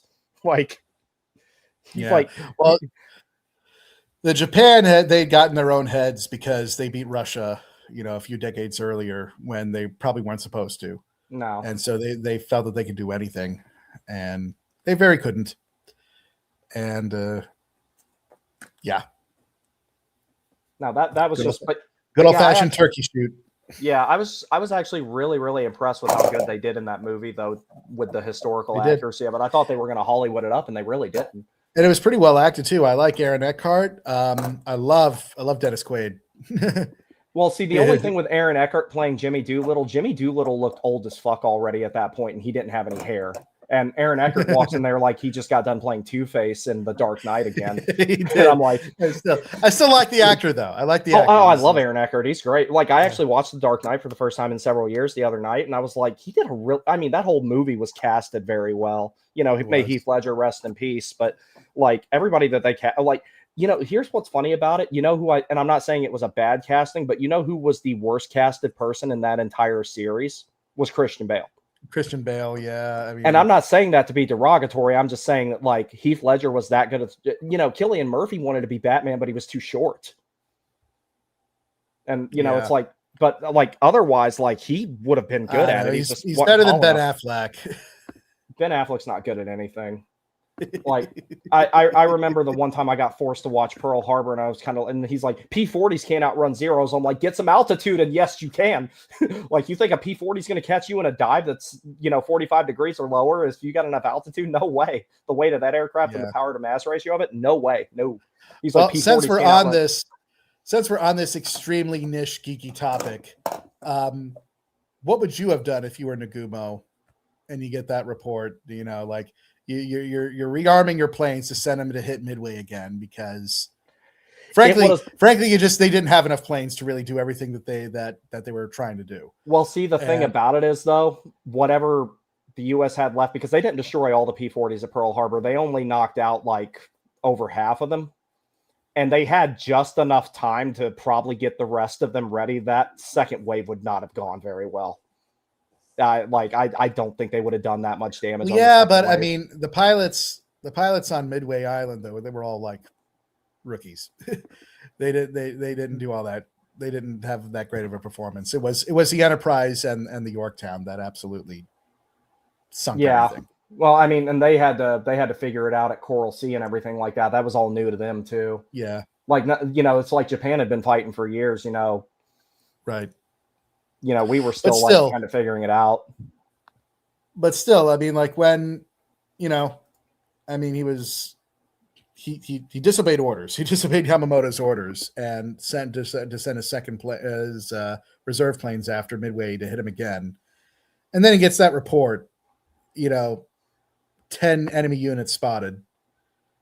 And he's got 15 minutes to make a decision to either strike now or recover his returning air group. I don't think it would have made much of a difference. The only thing that would have happened, he would have launched a second wave. It would have been substandard, and that's the only thing about it. It's like at that point, it would have been like you went up and you punched a coughing baby, and then they might have not doing it. It wouldn't have saved his carriers, but it might have sunk an extra one. Yeah, I agree with that. That makes sense. So, yeah. But, well, I mean, it was the same thing, though. One of the things that they were really worried about is like, hey, what if they find out where we're at and the B-17s that are at Hickam find us? Like, that's it. You're cooked. Like, yeah, well, they were cooked from the get-go, though, as it turns out, because we knew they were there. I love that. That is actually one of my favorite scene in that actual movie. It was like, all right, well, Leighton, you were only off by 5 minutes, 5 degrees. And he's like, well, I'll endeavor to do better next time, sir. Yeah. Like, I mean, that was a lot back then, though. Still, it was like basically nearly perfect. Yeah. For you know, what radio intelligence was then. Yeah. And, well, see, that was the origin of the job I did in the Navy, was all the station hypo guys and everything like that. And that ruse that they pulled, that's also all true.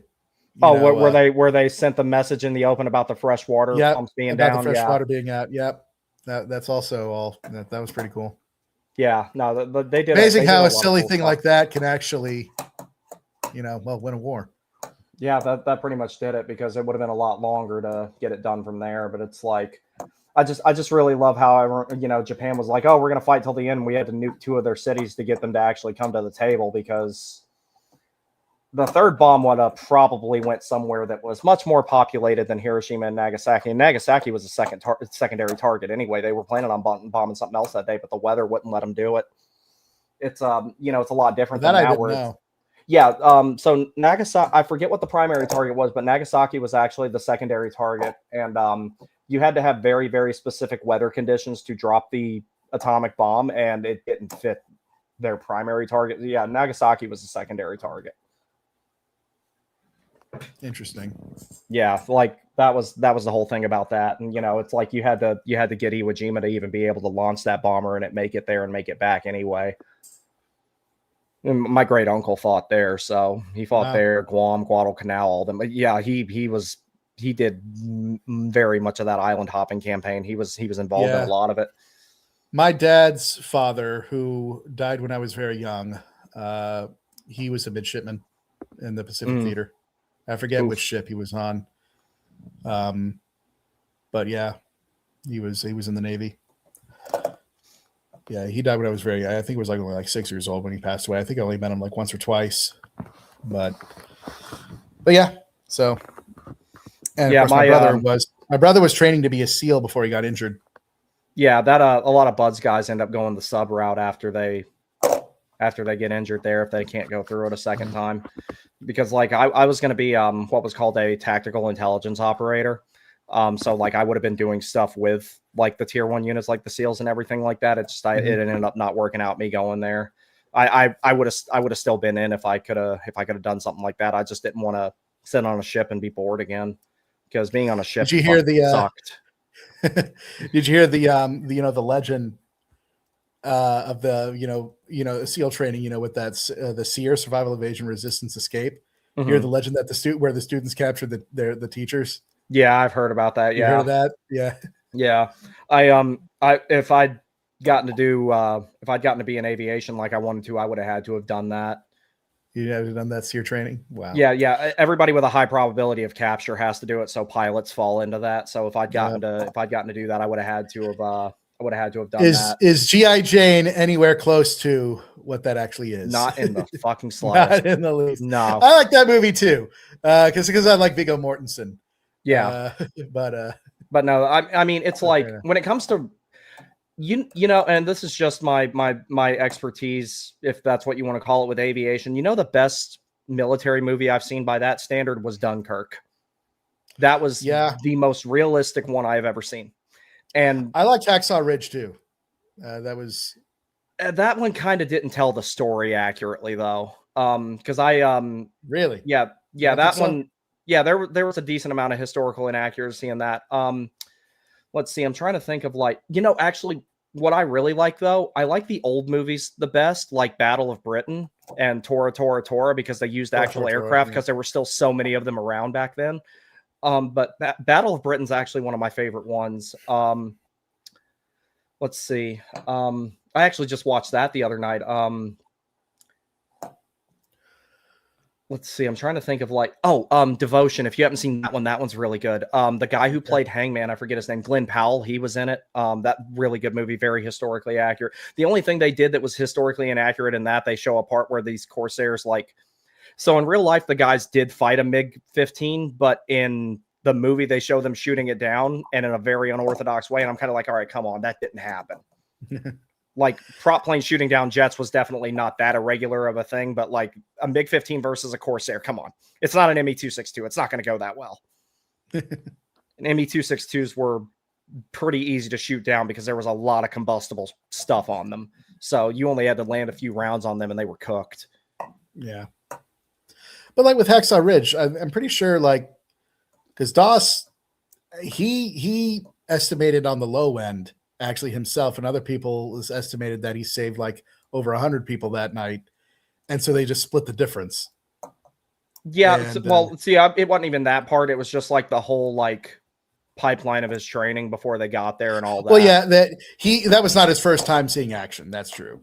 Yeah, so that's the only thing about it. They make it look like that was the first time that he was in combat, and it wasn't. In action. Yeah, it was. Yeah, and in fact, earlier, I think actually in I forget which part of the campaign it was, but there was actually, so the Japanese knew who he was, and because they try to shoot medics, and there was an account where a Japanese sniper had him lined up, and his gun would just jam every time he tried to shoot him. His gun jammed. That's funny when that's from the Desmond Doss was the conscientious objector.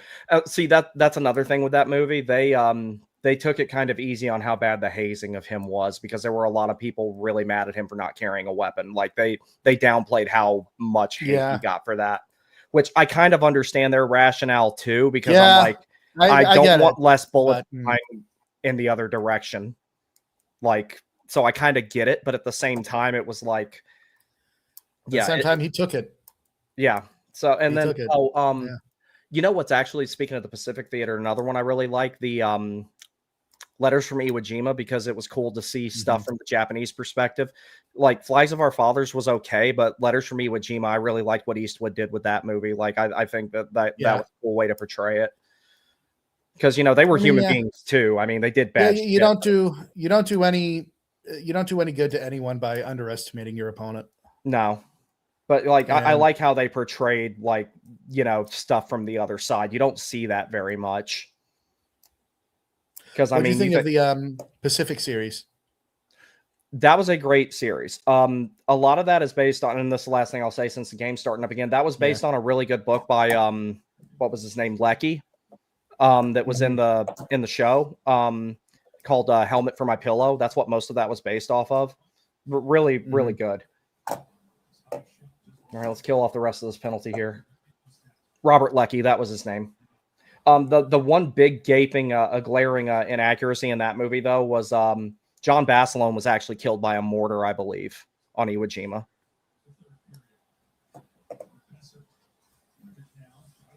Good to know. Yeah, when it's not a 5-on-3 and when Slavin isn't knocking into her own net, we do all right. Oh, was it Eugene Sledge that wrote the book? My bad, Ethan. Okay, I couldn't remember. I knew it was one of the characters that was portrayed in the series wrote the book that it was primarily based on. I mean, don't get me wrong, Band of Brothers is way better, but the Pacific was still good. Yeah, Band of Brothers with Donnie Wahlberg, who is not as good as his brother. Good block, Key. There you go. Fanned on the pass. All right. Yet another multi-goal lead. Damon, when this game is over, I actually have a lot to say about that, because I actually didn't like that show very much.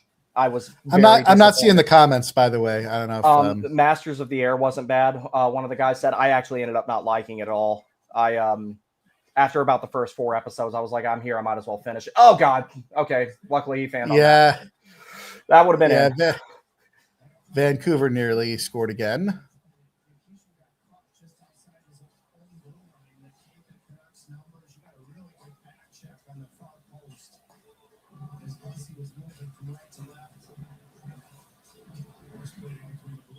Yeah, none of the goals here, though, are on Bussy. No. Especially not that one on the 5-on-3. Yeah, he had no shot. Skated in, Blaker. Ah. Good shot, Stink.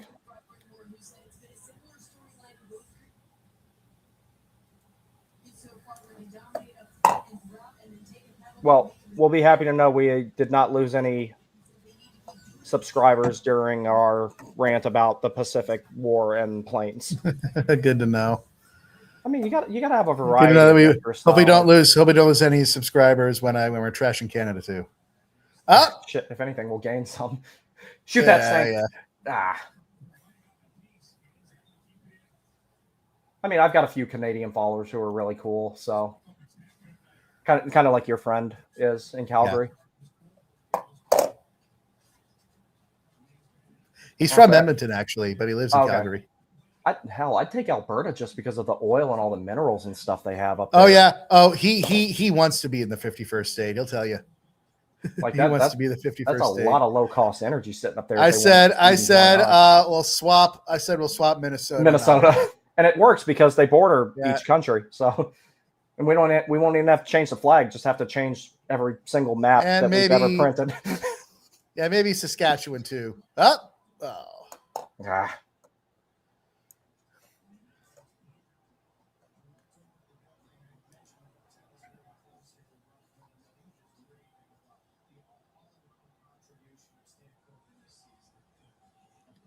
I bet he was, Trip. What did he say? He just say Brendan Moore was raving about the all-around contribution of Stankoven. Yeah. I'm like, yep, I'm sure he was. Hit him.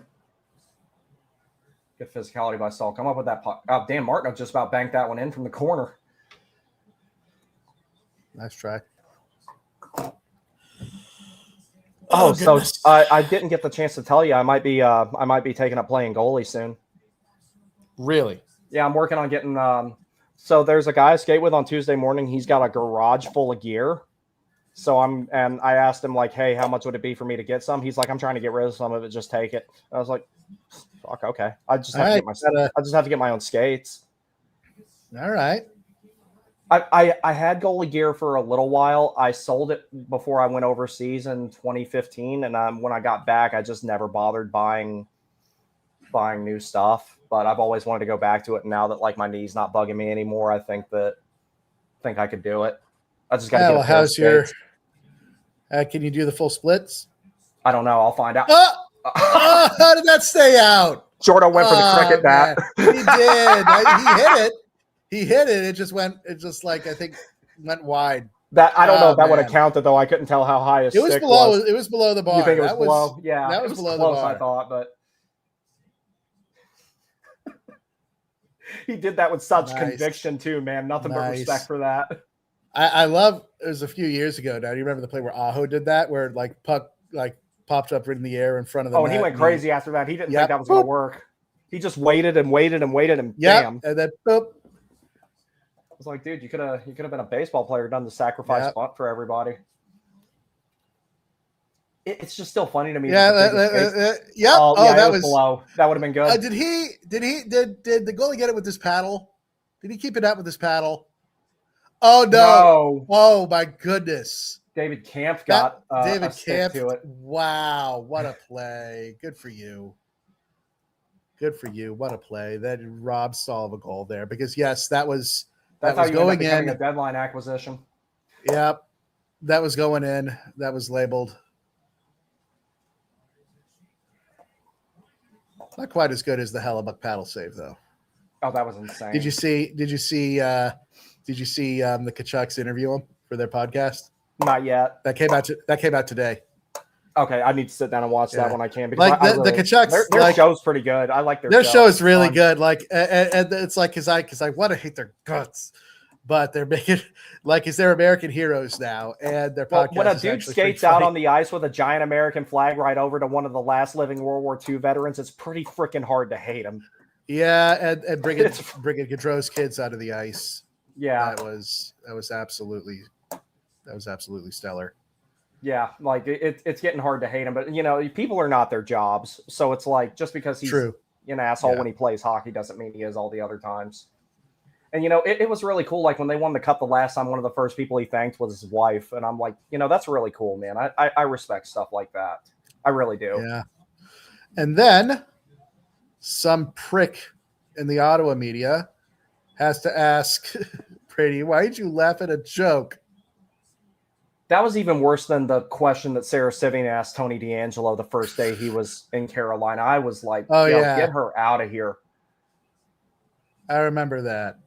I'm just like, have you ever been a sports reporter that talks about, sports? Jesus Christ. Like if I was Brady Goodshaw, I was like, so why did you laugh? I'd be like, because it was funny. Or what he should have said, and he's like, well, you can laugh at me when I get traded later because I don't want to be here. But you're the captain. Not anymore. I'm not.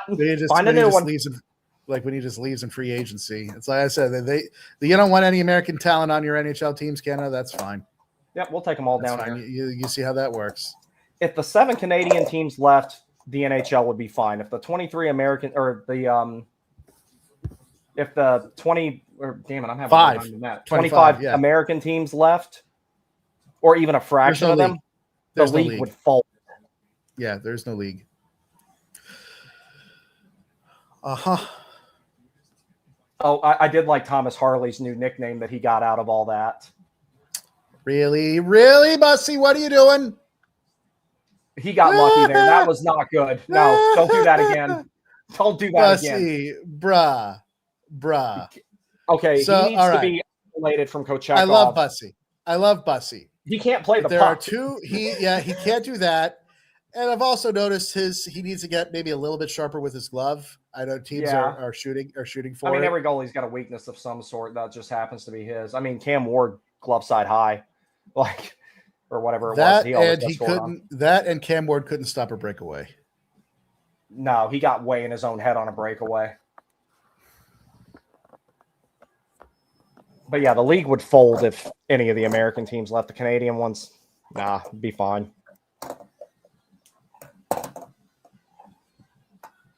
That's a good way to get 2 original 6 franchises out really fast. I'd be fine with that. Yeah, boy. And it's Ottawa and Toronto. Yeah. That's and the other one, it doesn't seem that bad. It's like in Vancouver and Calgary and Edmonton. Yeah, like they're fine. They're fine for the most part. Vancouver is but yeah, like the team's Montreal, not good, but the media is not character assassinating. They're not as rabid. Yeah, they're not as rabid. I mean, then again, if they lose in the Stanley Cup final, they burn the city down. So That's I mean, true. there is that. Yeah.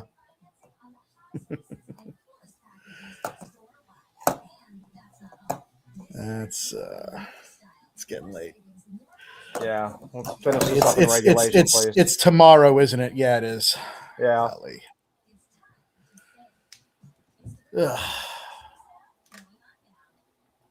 I'm not looking forward to work later.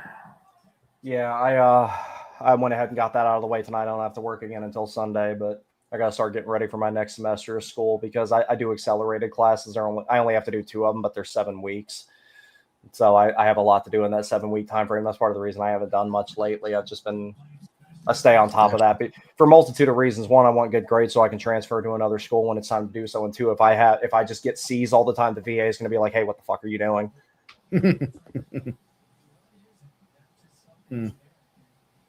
Aho's been great tonight. Yeah, Aho's been all over it. What a job that was to take the pass out of midair and then that finish. That was amazing. I guess Svetch can't stop bleeding right now. Yeah, he's been stuffing that nose. It's probably. Do you think it's broken? Nah, I've had my nose broken. It wouldn't look that good.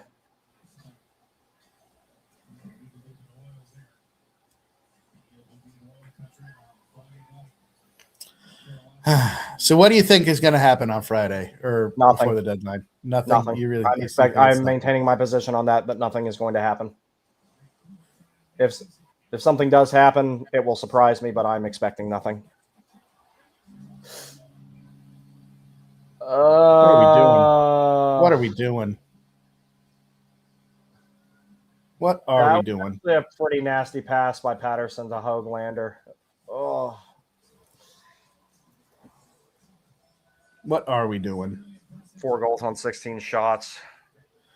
That's not on him. That isn't on Bussy at all.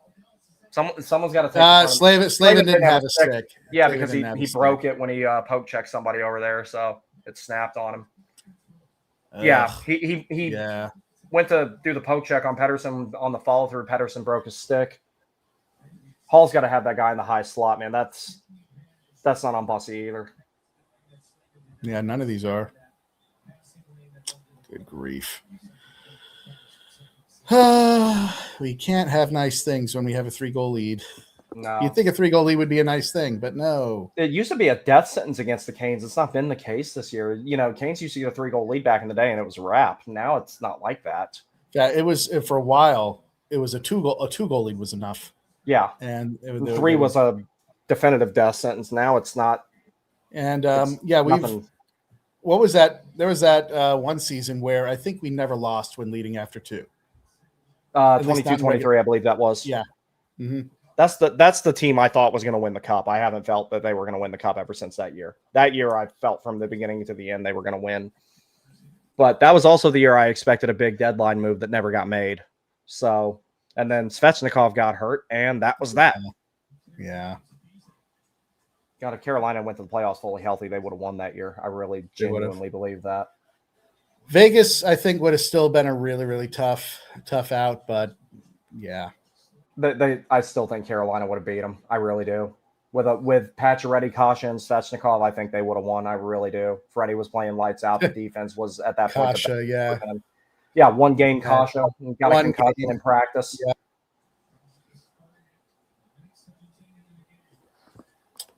What is going on? God, get the puck out. Jeez.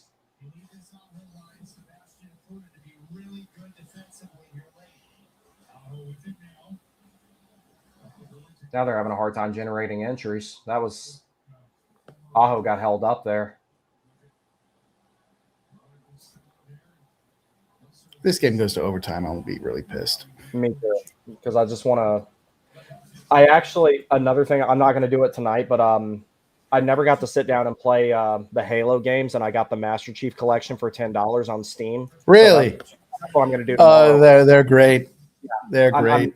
Yeah, now I finally I waited for it to go down to $10. It goes on sale like every other month, and I finally picked it up. And that was going to be the thing I did this month. Me and my friend I played them, but I've never got to sit down and actually really play them and take it in and enjoy them. Me and my friend, we just did it all especially. Okay, so 1, 2, and 3, along with Halo ODST and Halo Reach. Okay, those 5 games are the really good ones. Halo 4, 5, and 6. You don't need to bother. Yeah, they just happen to be included for $10. So, and apparently the multiplayer is super active too. So, I think I'll do that because I've been dying to have a good multiplayer game. Because gaming now honestly sucks compared to what it used to be. Because I remember staying up until 3 in the morning in the barracks playing Modern Warfare 2 with people.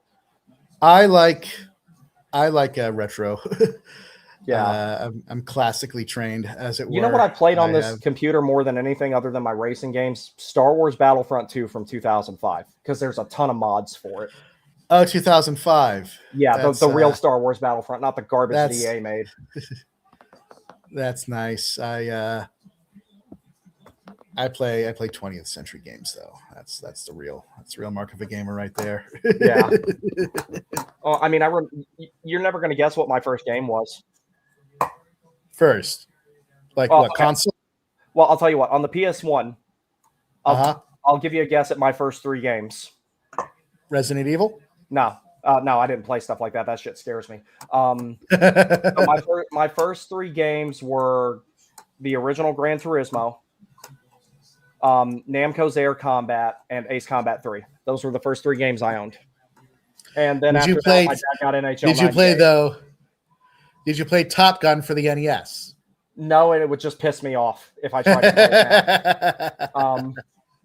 And then my dad got NASCAR 99 after that. And then we had NHL 98.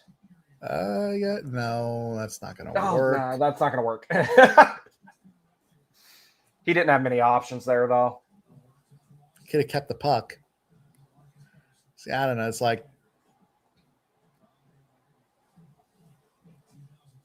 that's just me. It's like if you could keep the puck in the offensive zone or make a hope pass.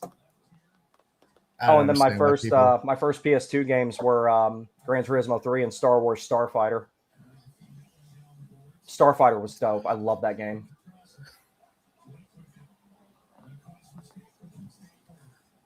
Oh, Etopic? I think so. He lost an edge there. He hit a rut or something because the way he went down was okay.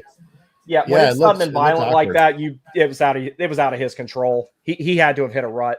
And one of the worst things ever is when you hit one of those moon-shaped type of ruts and you feel your steel go perfectly into. You're just along for the ride at that point. The physics will do what physics does. That sucks. Yeah. That's one of the worst feelings in the world for that split second. It's kind of like when you get hit in the balls and the pain doesn't set in immediately. It's like the exact same feeling, that terror, what's coming. I'm glad he just got up.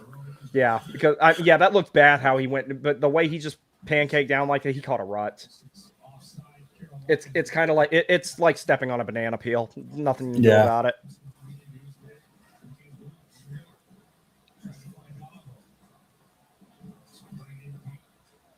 Oh, and I also think I'm going to get Hell Let Loose Vietnam. I think I'm going to get that too.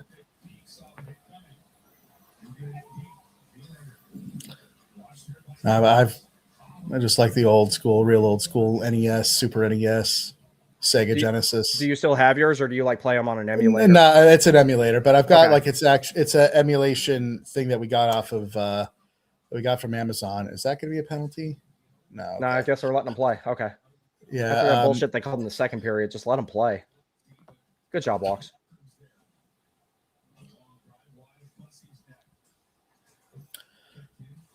Oof. KK, come on, buddy. Good block. Walker blocked that. I think KK's checked out, man. I really do. I kind of don't blame him. Is. Yeah, I think he's just ready to be done. If he goes somewhere else and pops off, I'm going to have some questions.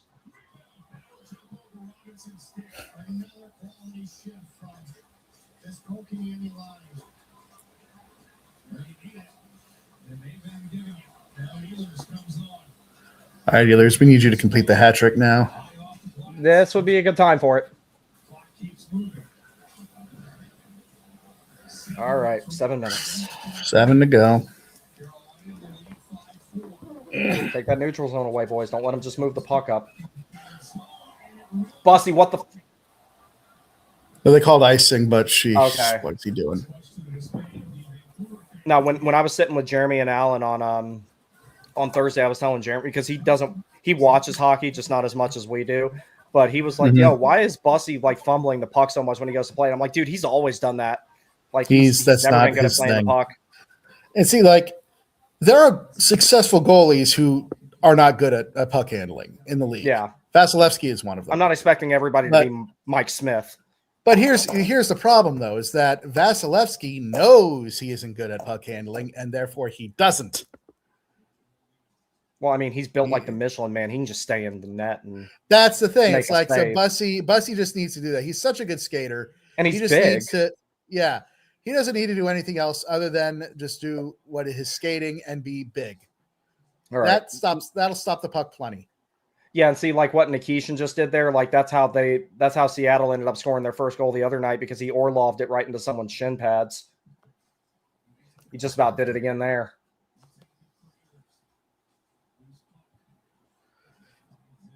Good hit by Nikki though. Yeah, until you stop a zone exit.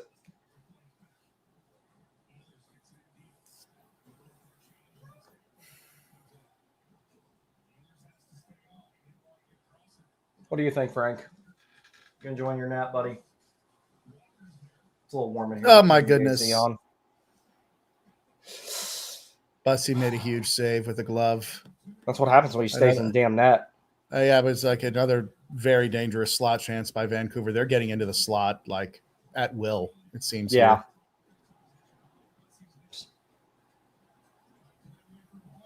Running around all over the zone here, guys. Yeah, they've got us. They've got it's. I don't know I mean, Kane's playing down to their competition. Yeah, that's something that's got to stop because I mean, like Vancouver took us to overtime in Raleigh, didn't they? Yeah. Yeah, and that's when Aho button hooked Pedersen out of his jock strap and scored the overtime winner. And that was early on in the year, but still. I mean, I don't think much of anybody thought the Canucks were actually going to be good, though. Yeah, no, they didn't. That's offside. Doesn't matter. Doesn't matter. It's out. That's all I care about. Slaving again.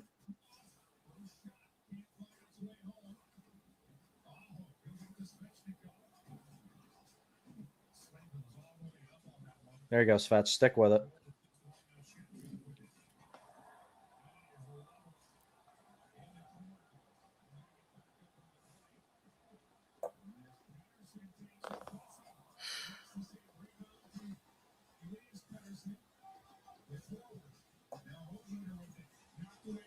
Good job, Slavin.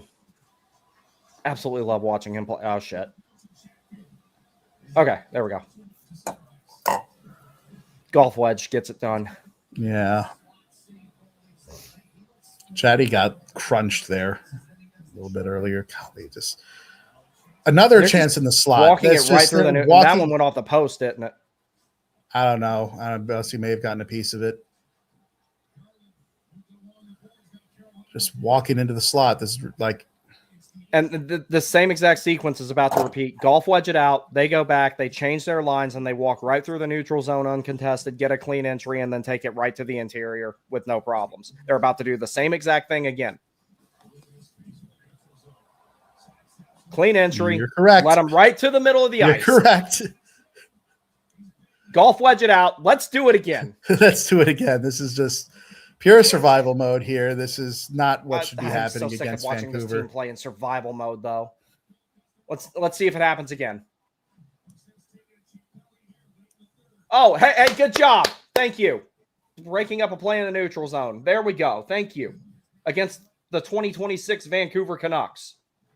Not this time, though. Oh. All right, go ahead. Golf wedge it out. Slot. Golf wedge it out. Yep, there we go. Just tap it out. Just tap it out. Just tap-a-roo. Give it a little tapping. It's too freaking late, man. I was just sitting here like, oh, maybe I'm joking about this. Surely that won't play out over and over again. Nope, No, a good exactly 3 or 4, 3 more times. Goodness. And this is the last game before the deadline. It's like the Family Guy Star Wars episode. Play the same song. Play the same song. Okay. All right, here we go. I'm glad you know all that. I'm Han Solo, and I'm the only actor whose career. Only actor's career isn't destroyed by this movie. I still think my favorite part of that whole episode was when R2-D2 / Cleveland like rolls the window down on the Millennium Falcon and shoots the TIE fighter with the handgun. Hey, look, it's someone here left a couch and it's in great shape. He's holding on. Twist it my way but from your end. So yes, counterclockwise. Yes. We've all been there. I miss having a couch. I couldn't bring my old one with me, though. It was too big to put in this room. Loves my old couch. You miss it too, don't you, buddy?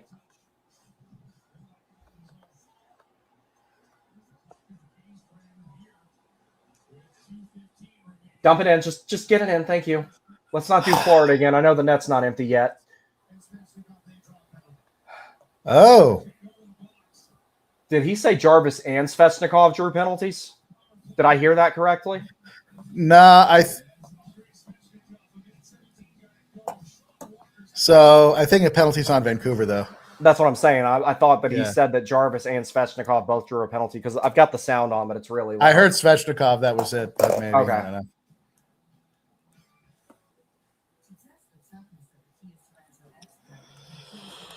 Oh, goodness.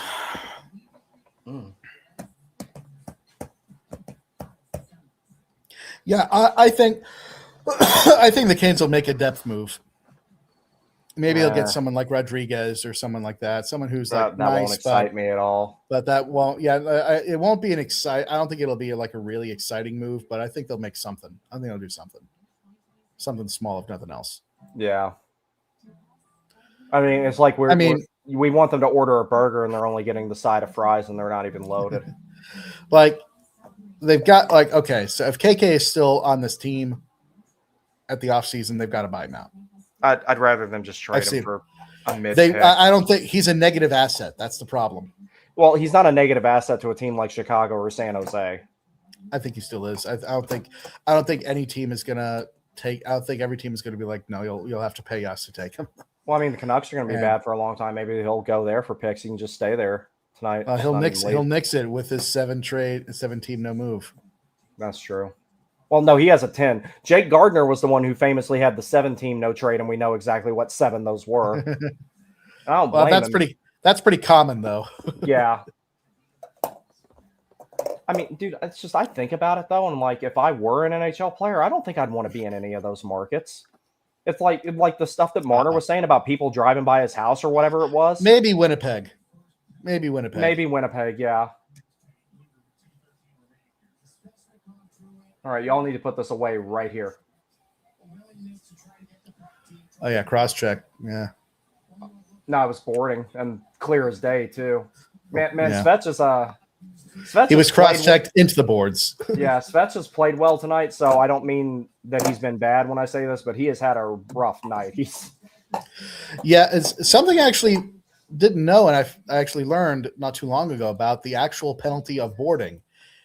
The rule actually doesn't say you have to have your back facing the hit. It's just being thrown violently into the boards. Correct. If it's not in the spirit of just finishing a check, if it looks like you're trying to do something extra, is when they're supposed to call it. So whether it's from behind or not, it actually doesn't matter.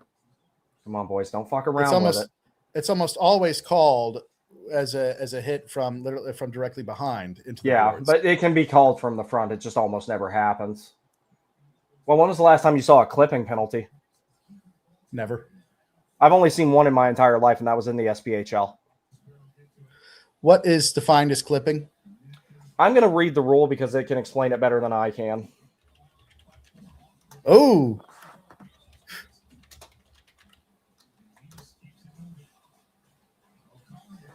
A clipping penalty occurs when a player lowers their body position to deliver a check at or below the opponent's knees, or deliberately leaves their feet to make contact with that area.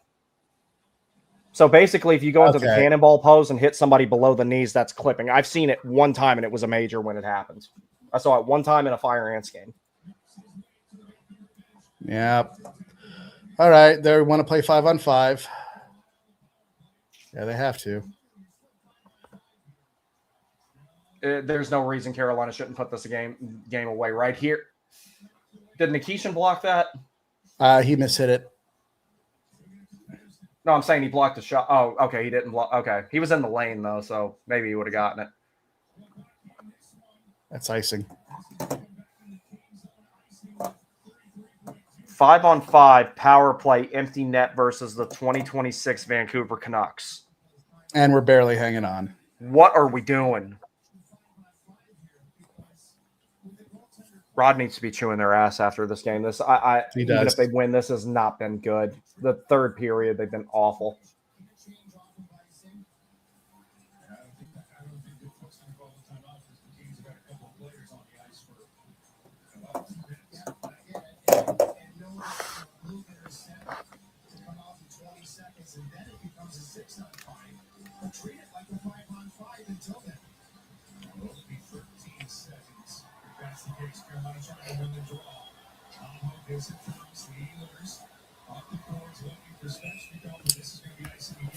Why do that?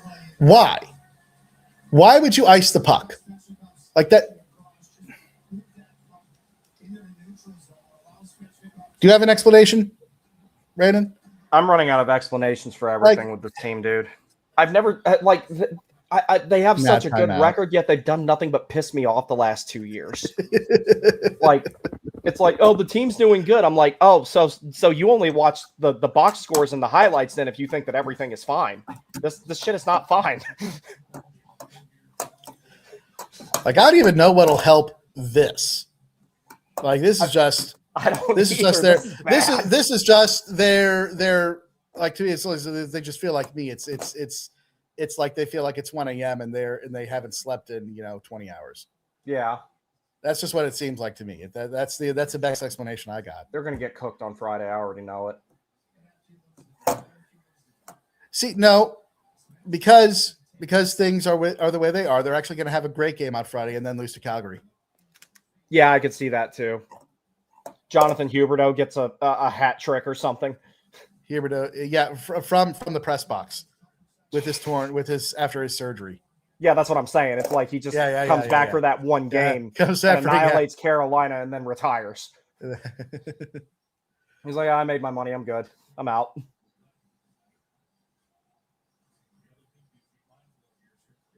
Wave him out.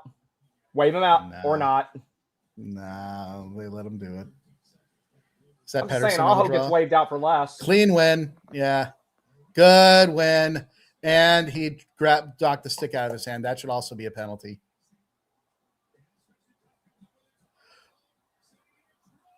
Put it away. All right. Just stop. He did. They wanted him to get the Hattie. Hats off. Okay, I'll take that. But at the same, does that count as a? Yeah, Does that count as a? Sorry. Go ahead. I had a Florida flashback. That's all from when Svechnikov did the thing he did. That's why I was just like, no, just put it in the damn net. I don't care who does it. Stormy can put it in the net. Just get it over with. Or Bacon, as I like to call him.